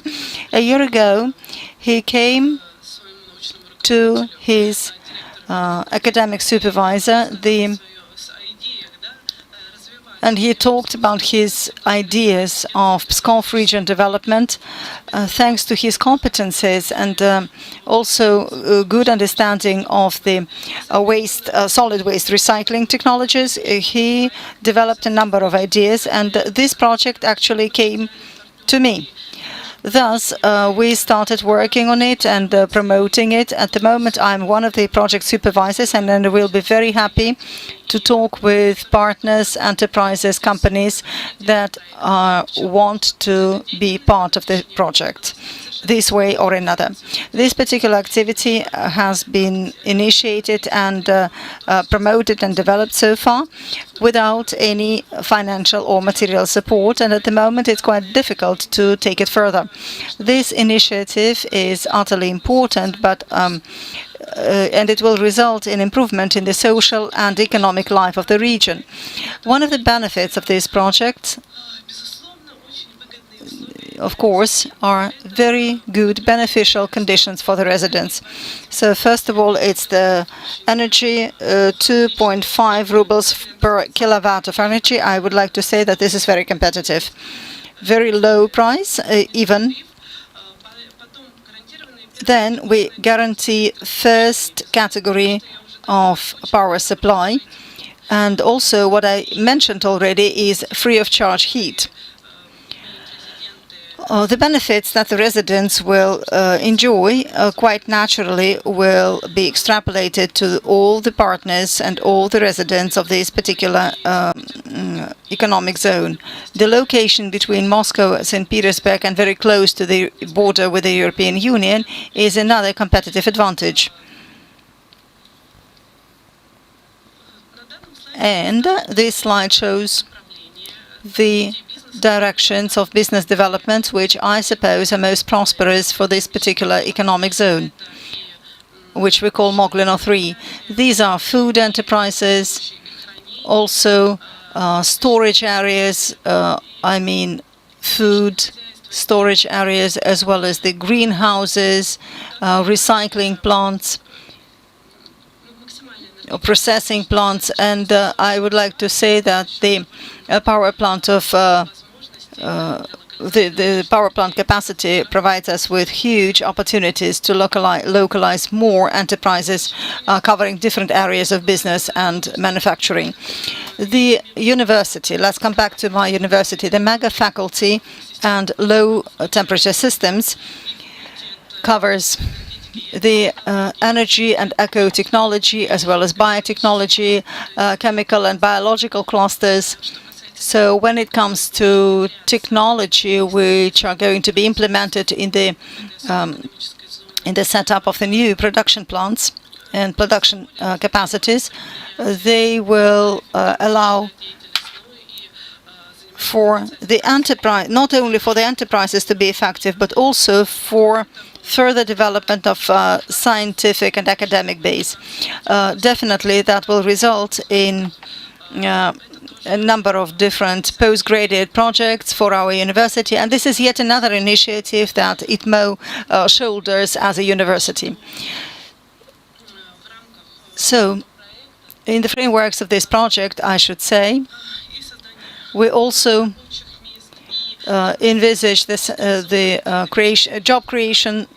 So there will be new jobs, up to 500 jobs will be created within the project, and also there will be infrastructural part of the project in the creation of the industrial symbiosis in Russia via the creation of symbiotic centers, which Nikolai Peterimov initiated, and he talked about it previously. Now you can see a roadmap, which, generally speaking, will be finalized by spring, and we're going to sign the agreements with all the residents and participants of the project in order to move on to the next phase. This is the construction of enterprises and manufacturing plants themselves. This slide shows our team, which is actively working in the project. So thank you very much for your attention, and I'm happy to take your questions now. Do we have any questions from the floor or from the chat? No. Thank you very much, and I would like to thank our speaker once again and say that we have different examples here of who come as initiators of such projects. You can see that it can come from the clusters, it can come from business. You can see that it's wonderful that we have here a higher educational facility as one of the initiators. And also for EcoNet market, we are going to join our effort, and probably we shall propose a competence center setup, joining the university efforts, the efforts of business, and in Leningrad district as well as in Pskov, such competence center is a really good idea, especially taking into account the expertise and the experience of these cluster participants. So thank you very much. Now we're going to move on to session 3, which is titled Cooperation in the Frameworks of Industrial Symbiosis in the Baltic Sea region. Now we're going to invite Per-Erik Soares once again, and he will talk about the cooperation in the frameworks of such industrial symbiosis in the Baltic Sea region. You're welcome.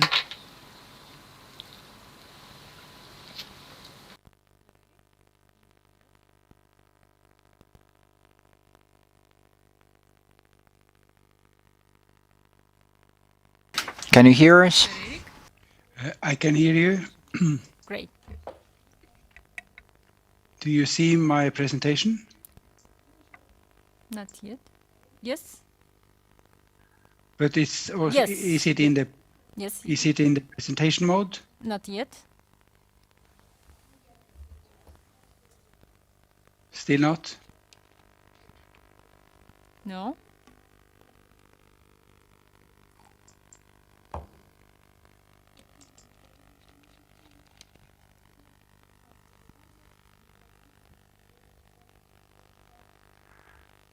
Sorry, I will have to repeat.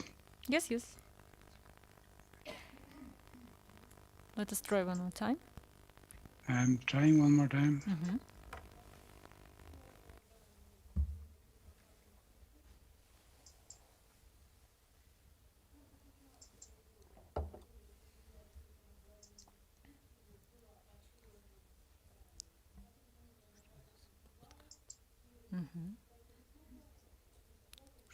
Сейчас мы попробуем еще раз запустить презентацию. I'm working on the problem, sorry.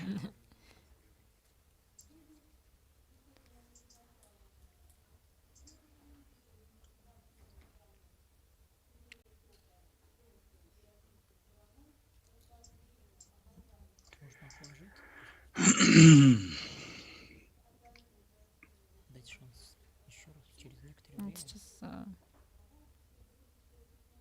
is there a progress? Oh, you need more time, maybe. We can have another. No, I will try to. Oh, And Do you see the presentation now?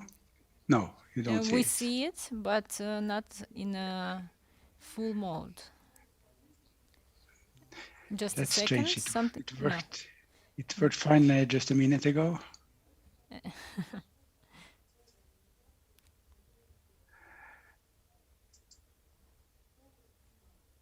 We managed the first presentation. I'm sure we will manage the second.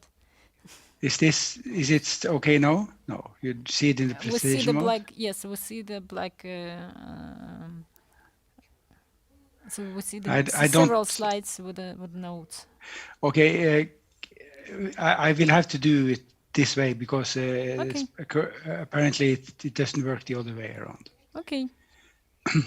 So Can thank you please, again for. just a second. Our translation will switch to your screen. We have Okay. ourselves at the moment. Oh, it's working fine. Okay. Yes. Thank you again for allowing me to give a presentation at this event. I will now talk about how municipalities can support the development of industrial symbiosis. The BIS project really recognized the importance of municipalities as a key facilitator for industrial symbiosis, and this is a very important area.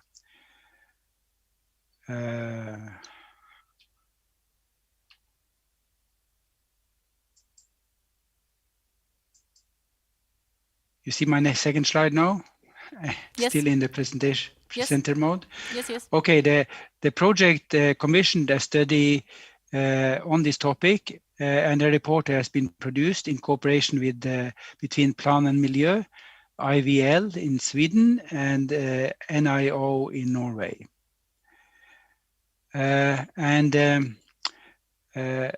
First of all, of course, why bother? For the municipality, it is important to attract and maintain companies within the municipality. That creates jobs, tax revenues, and a good livelihood for the people.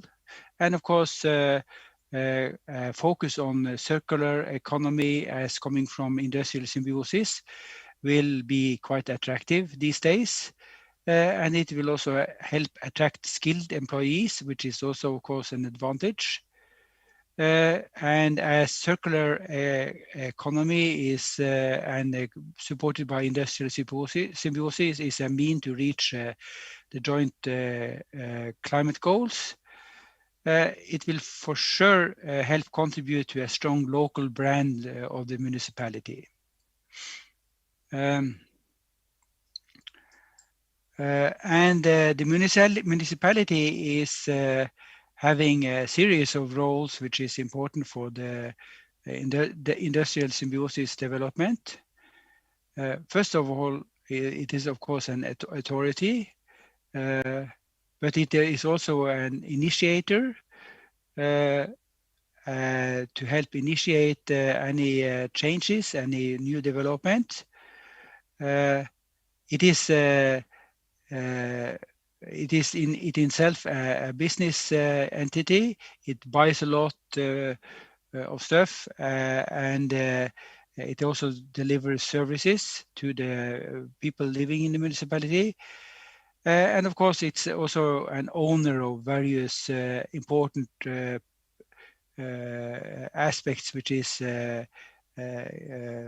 supporting the industrial symbiosis.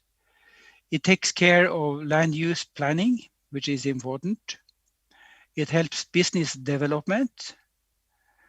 And of course, talking about industrial symbiosis and circular economy, waste management is an important issue. And the role as a public entity could also help turning the procurements into the green direction, which of course is also important.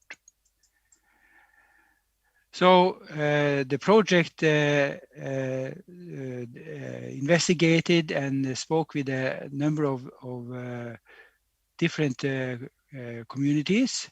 And of course, Skive municipality in Denmark is one of the important contributors. And so is also Sotenäs in Sweden, another important facilitator. In Norway, we have Øra in Fredrikstad. And then we have also the Nokia city in Finland as important providers of information so municipalities can support the development of industrial symbiosis. As for the business development, it is important to increase the capacity and improve the relations between the various players. So it is important for the municipality to help create awareness between the business community. Of course, screening of resource and waste stream is important in order to try to map the availability of resources in which we can build new businesses. And in order to make this happen, matchmaking is important. It is always important to be able to provide test bed facilities or pilot plants or pilot installations.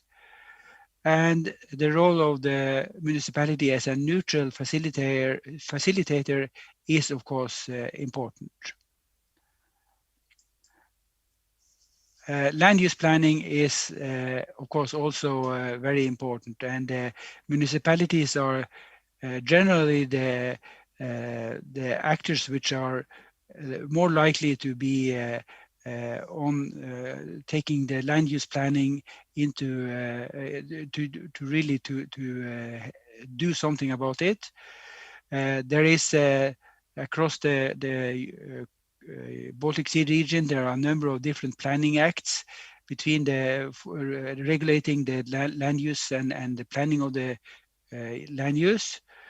And furthermore, environmental regulations, including environmental impact assessments, is of course also important in order to support the development of new sites, including industrial symbiosis.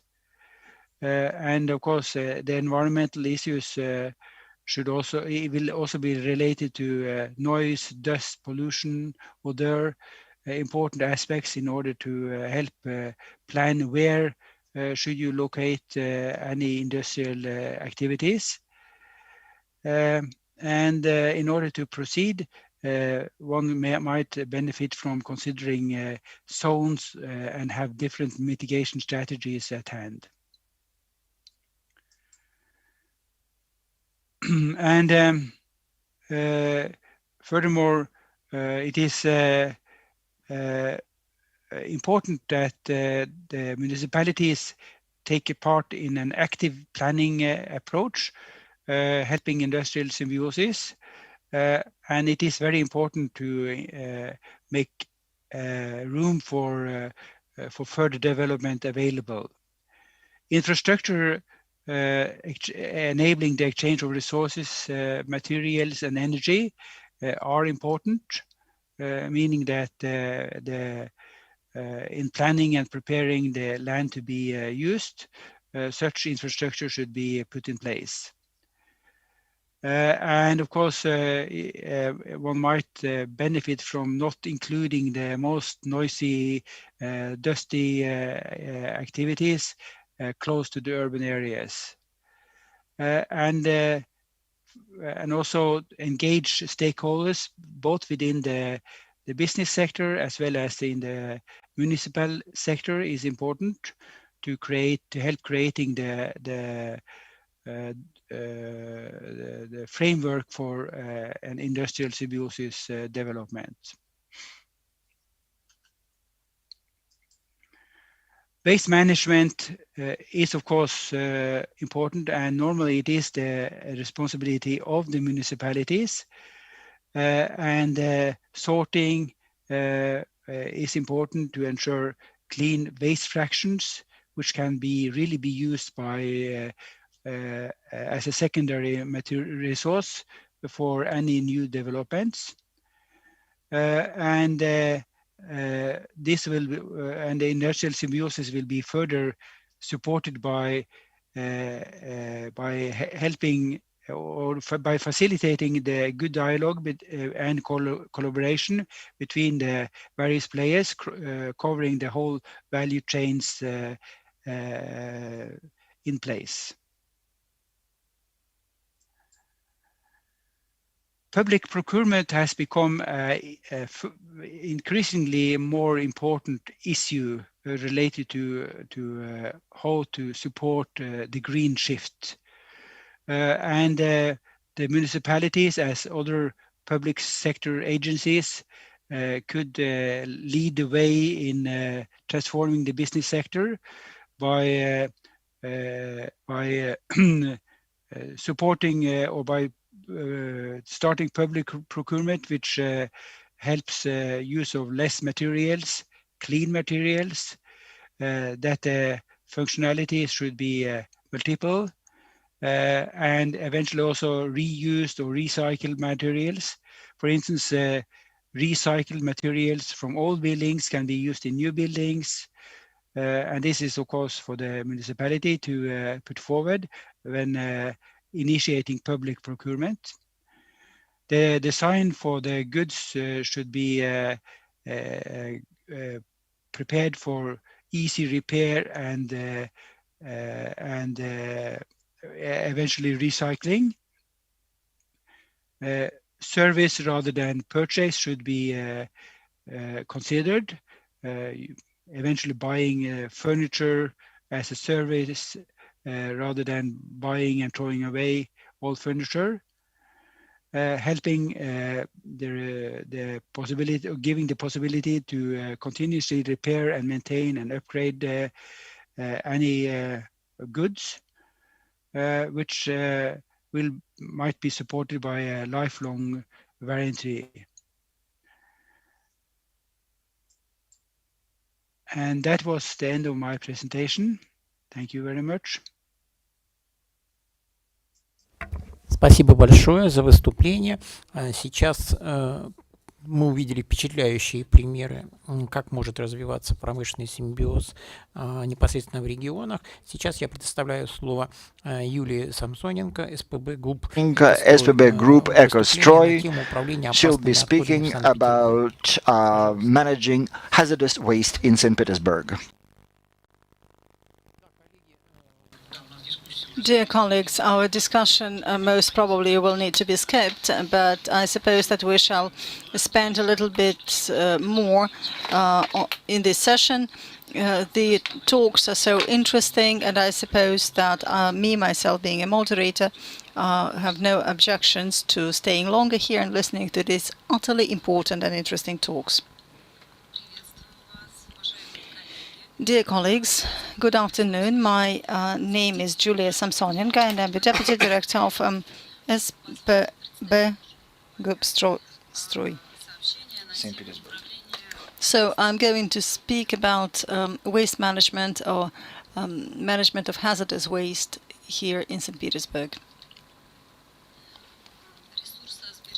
The resource management and provision of ecological safety and security, reasonable use of our natural resources, as well as the environmental protection. These are priority directions of our activity in the frameworks of our course and program for sustainable development. One of the paramount conditions of the setup of ecologically sustainable communities is, first of all, management of sewage and hazardous waste. That is why this must envisage a strategy of sustainable management and sustainable development. Sustainable development, especially when it comes to hazardous waste, first of all, rests upon transportation, collection, as well as utilization strategies, as well as final recycling or final processing. I would like to give an account of our experience of collecting hazardous waste from the households of St. Petersburg and provision of ecological safety of this city. St. Petersburg has had a practice for over 10 years of separate waste collection from households of the city, which is organized at the expense of our city government budget. It actually was piloted starting from 2010 up to 2017, and at the moment this is a well-developed strategy. We updated and refined this strategy, taking into account the experience of Western countries with vast experience in this area, for example, Germany.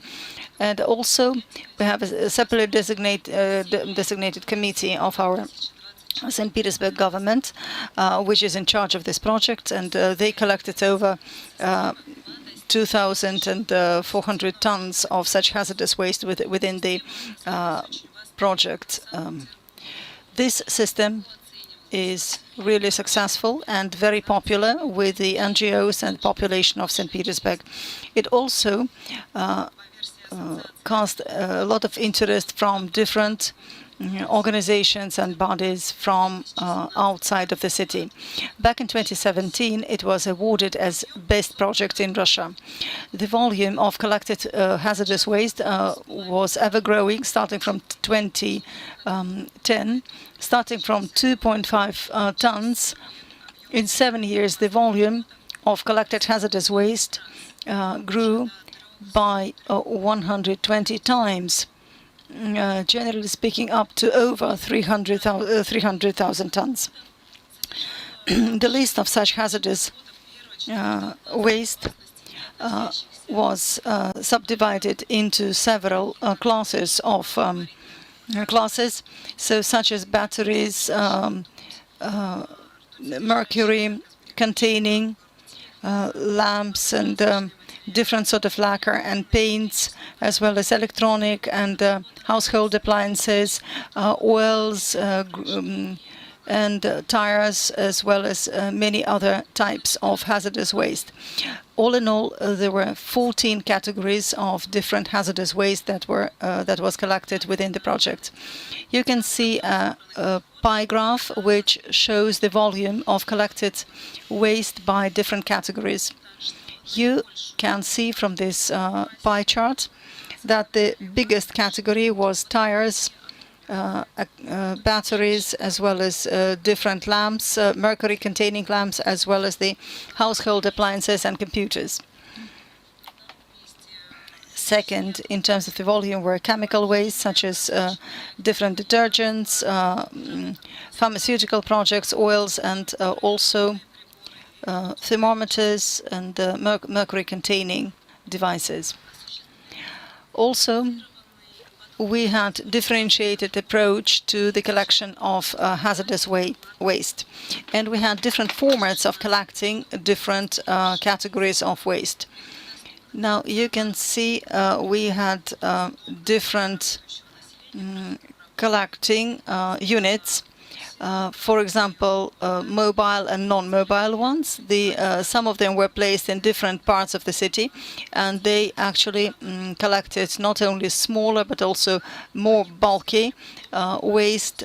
And also there were mobile cars that collected waste even in the nighttime or late in the evening, when it was more convenient for the general population. Also, fluorescent lamps were collected, and different ecological boxes were used for batteries and mercury-containing devices. They were placed in chain stores, also in supermarkets and in big enterprises. Every element of the system, which was very well developed and quite diverse, it was aimed at a particular segment or category of waste. Up to 70% of all lamps and batteries were collected via eco boxes and terminals, and the most hazardous containing metals and mercury, they were collected via via a particular designated places with an ecologist on duty. If you see this eco box, these were small cupboard boxes for collecting batteries and accumulators, and the eco boxes popularized the idea of collecting hazardous waste from general population. They were just first they just attracted attention, and they allowed us to have good cooperation with Coca-Cola, Toyota, and other companies with good corporate culture. We then analyzed the effectiveness and efficacy of different elements of our waste collection system and updated it neatly.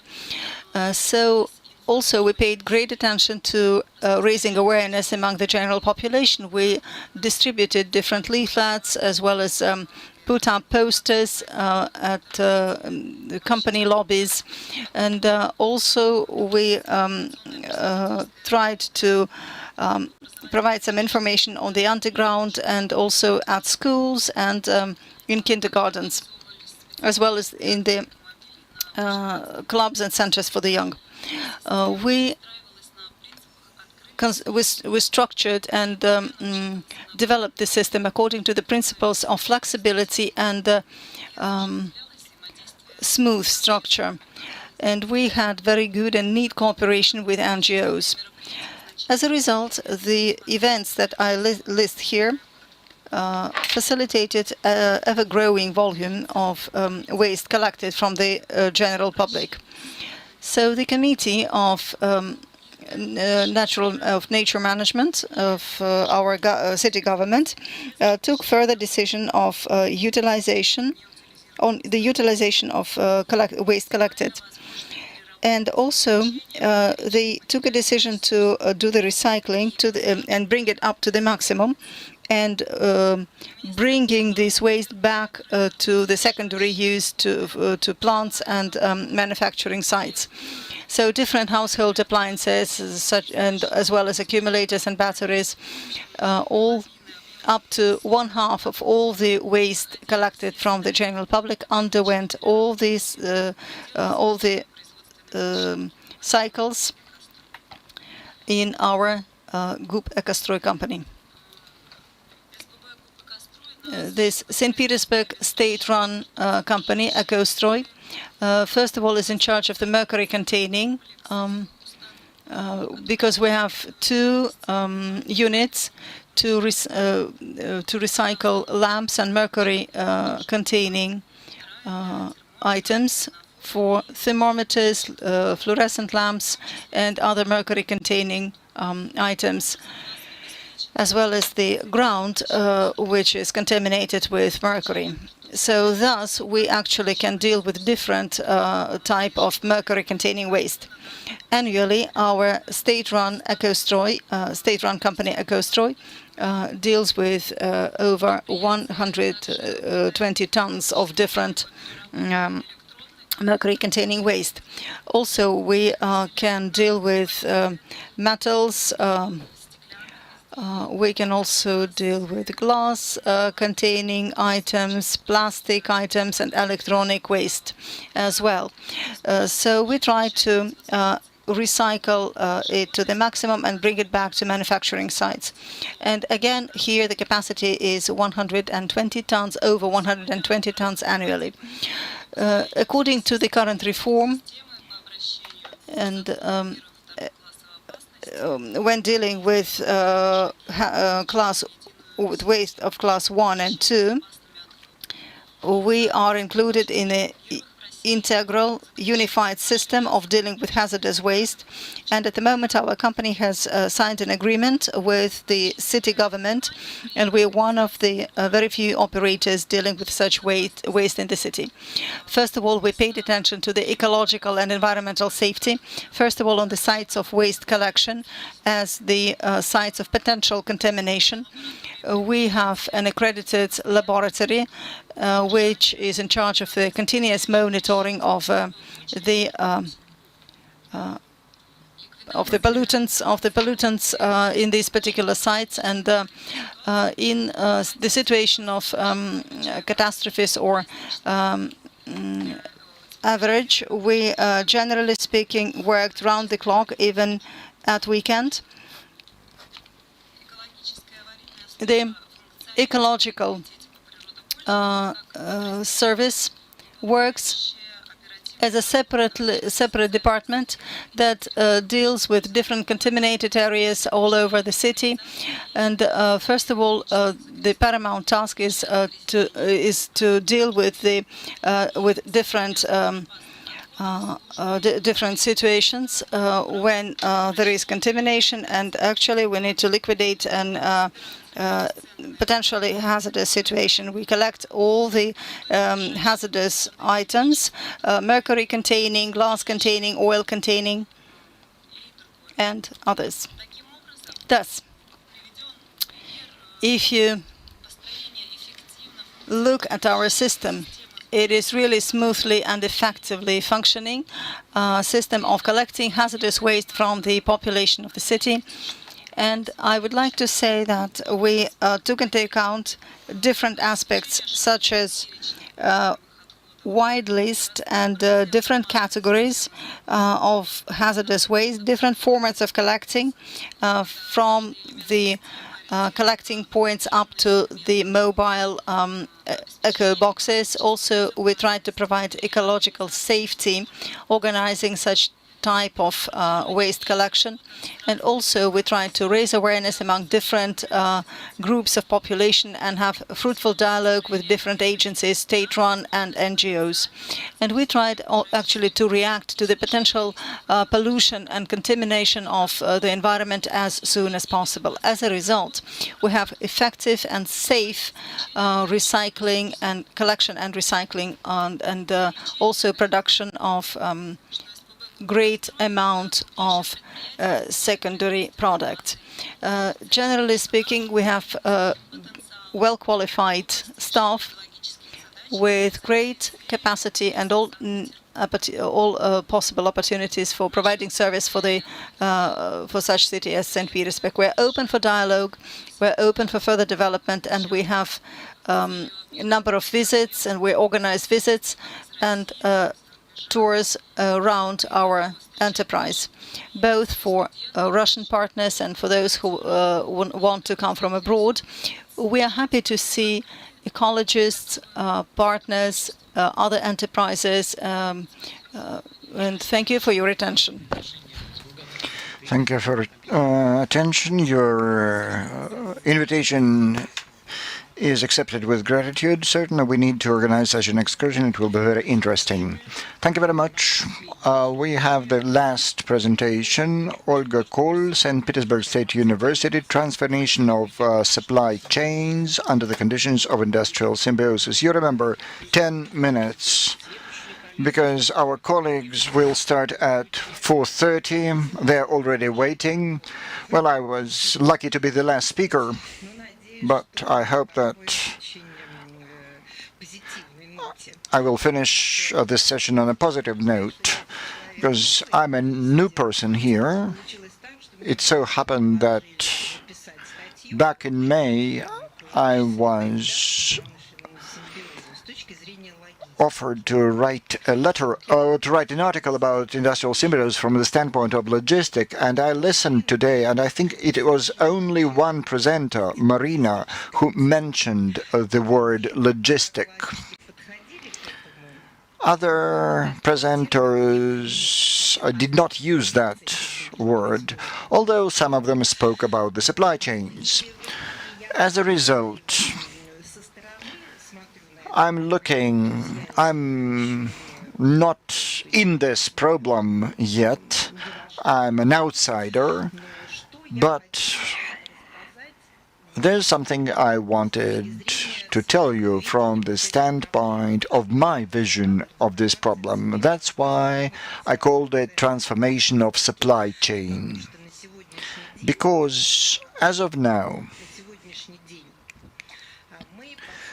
we, in fact, not only in the area of logistics, but in the area of business, we have come up to a new level of considering logistics, and that is the consideration of supply chains from the standpoint of logistics. So this is a broader view of this problem, and I provided those two quotations by foreign experts in my presentation. Another important issue, which became even more important during times of a pandemic, in August and September, there were a lot of logistical Zoom workshops. And you know, all the experts, all the practitioners started saying that management of supply chains and logistics are no longer a tool which helps to reduce costs, but rather a business strategy. And this is especially important for Russia because our logistical costs sum up to 30%. I listened to our foreign colleagues.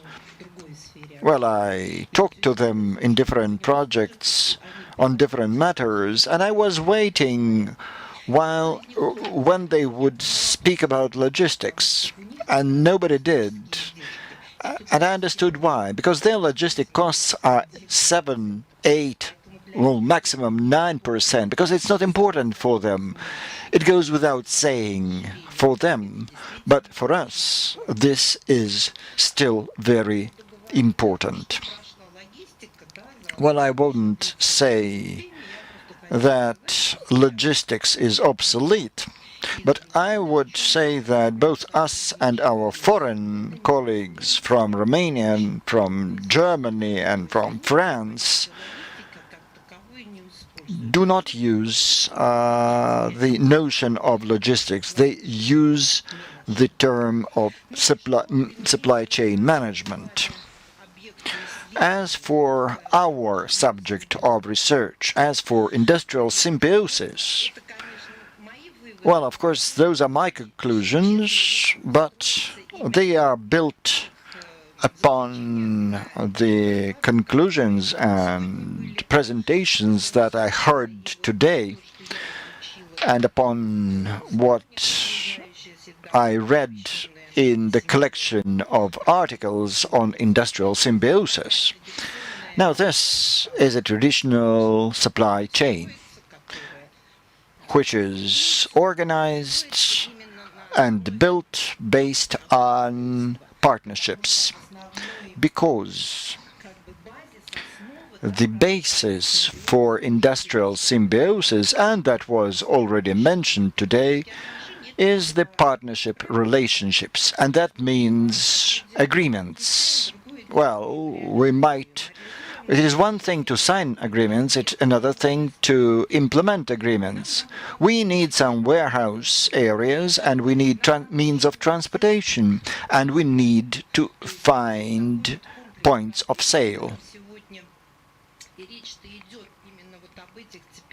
And we're talking about these supply chains, which start from raw materials suppliers, and you see there are several tiers of them, the manufacturers and the consumers, and there's a number of consumers, and those logistical chains use different approaches. So, another important issue in the supply chain is that these partnerships are on the level of coordinating business processes. That means that the management synchronizes the business process amongst all the participants of the supply chain. Now, what are the advantages are provided by such a supply chain? This is efficient coordination, the formation of consumer markets, the optimization of business processes, because this is important. There's a good deal of examples when optimizing the business processes between partners achieves a very good efficiency and effect, and the rest of things that are written here. Well, and if you use the concept of supply and chain management in an industrial symbiosis, you might arrive at the following effect, which is shown in the slide. I will not read them out or focus on them. You can read them themselves. Well, as a matter of fact, within the framework of supply and chain management, we optimize the streams of resources and products. We optimize the financial streams, information streams, personnel streams, if that is necessary, and the service streams. So, practically all of the streams that exist are optimized, their efficiency is improved through supply chain management that uses this methodology. And my subject is a transformation, so I need to speak about the global trends that exist nowadays and that impact our economy and the supply chain itself as such. Well, the SDGs are not to be discussed. They are here forever. And the digital economy, well, the pandemic demonstrated that digital tools are necessary. They are for us, and they will facilitate the development of a lot of markets. A client-oriented business approach. So the needs of the client are paramount, even when we manufacture something that will be used at another industrial enterprise. That enterprise is a client of ours, a new consumer, the millennium generation. That is another interesting trend, because their psychology is absolutely different from our generation. They are digital guys. They are digital guys. They're all about digital. And, I'm talking to students, and there's one more interesting tendency, and that's a tendency towards a healthy lifestyle. And they monitor what they're eating, what they consume, what companies manufacture which products, whether it's environmentally clean or not. And if you look attentively, and there were some examples of that today, these are the young people. These are the guys under the age of 30. Low-carbon economy is a serious trend. The European Union is very serious about it. There's EU documents about that. We also have some documents on that, and I will provide some examples. And the pandemic, that goes without saying. And I agree with what was mentioned today, the sharing economy, the circular economy, that affects the supply chains significantly. And what we are building for our major companies and for shipments from east to west and from west to east, the global supply chains, those are the serious changes and serious trends. And as a result of digitalization, we arrive at a different supply chain. We're talking about ecosystems today. Ecosystems were mentioned today many times, but the digital tools and digitalization allow us to implement that system in practice. And as a result, and that's my vision, that's my personal vision, we arrive at an integrated model of digitalization in industrial symbiosis, describing the tools and the directions and how all that may be built in practice and what should be used in real life. And the main directions for the development of supply chain management in industrial symbiosis have been shown here. And the last one is of utmost importance here, and that's an ecosystem. Once again, it's based on digital tools and the development of green logistics tools. Now we have that term, green logistics, and it exists both abroad and in this country. And this principle of green logistics is used by our biggest transportation company, which, according to some sources, is the biggest in the world, and that's Russian railroads. Our university has a collaboration agreement with the Russian railroads, and we also look into this issue jointly, and the Russian railroads are very serious about the problem of symbiosis. And by the way, they were one of the first transportation companies that were using this notion of industrial symbiosis, and they're very serious about green logistics. And one of the first conferences on green logistics was organized by the Russian railroads back in 2017. So the container shipment technology, which is widely used abroad and unfortunately only much spoken about in this country, because we don't have the necessary technological basis. We don't have the flatbeds intended to ship the containers. But if that idea is implemented on the level of the country, that will give us a serious competitive advantage. And can you imagine how many SMEs can open their production lines, if only to implement this tool?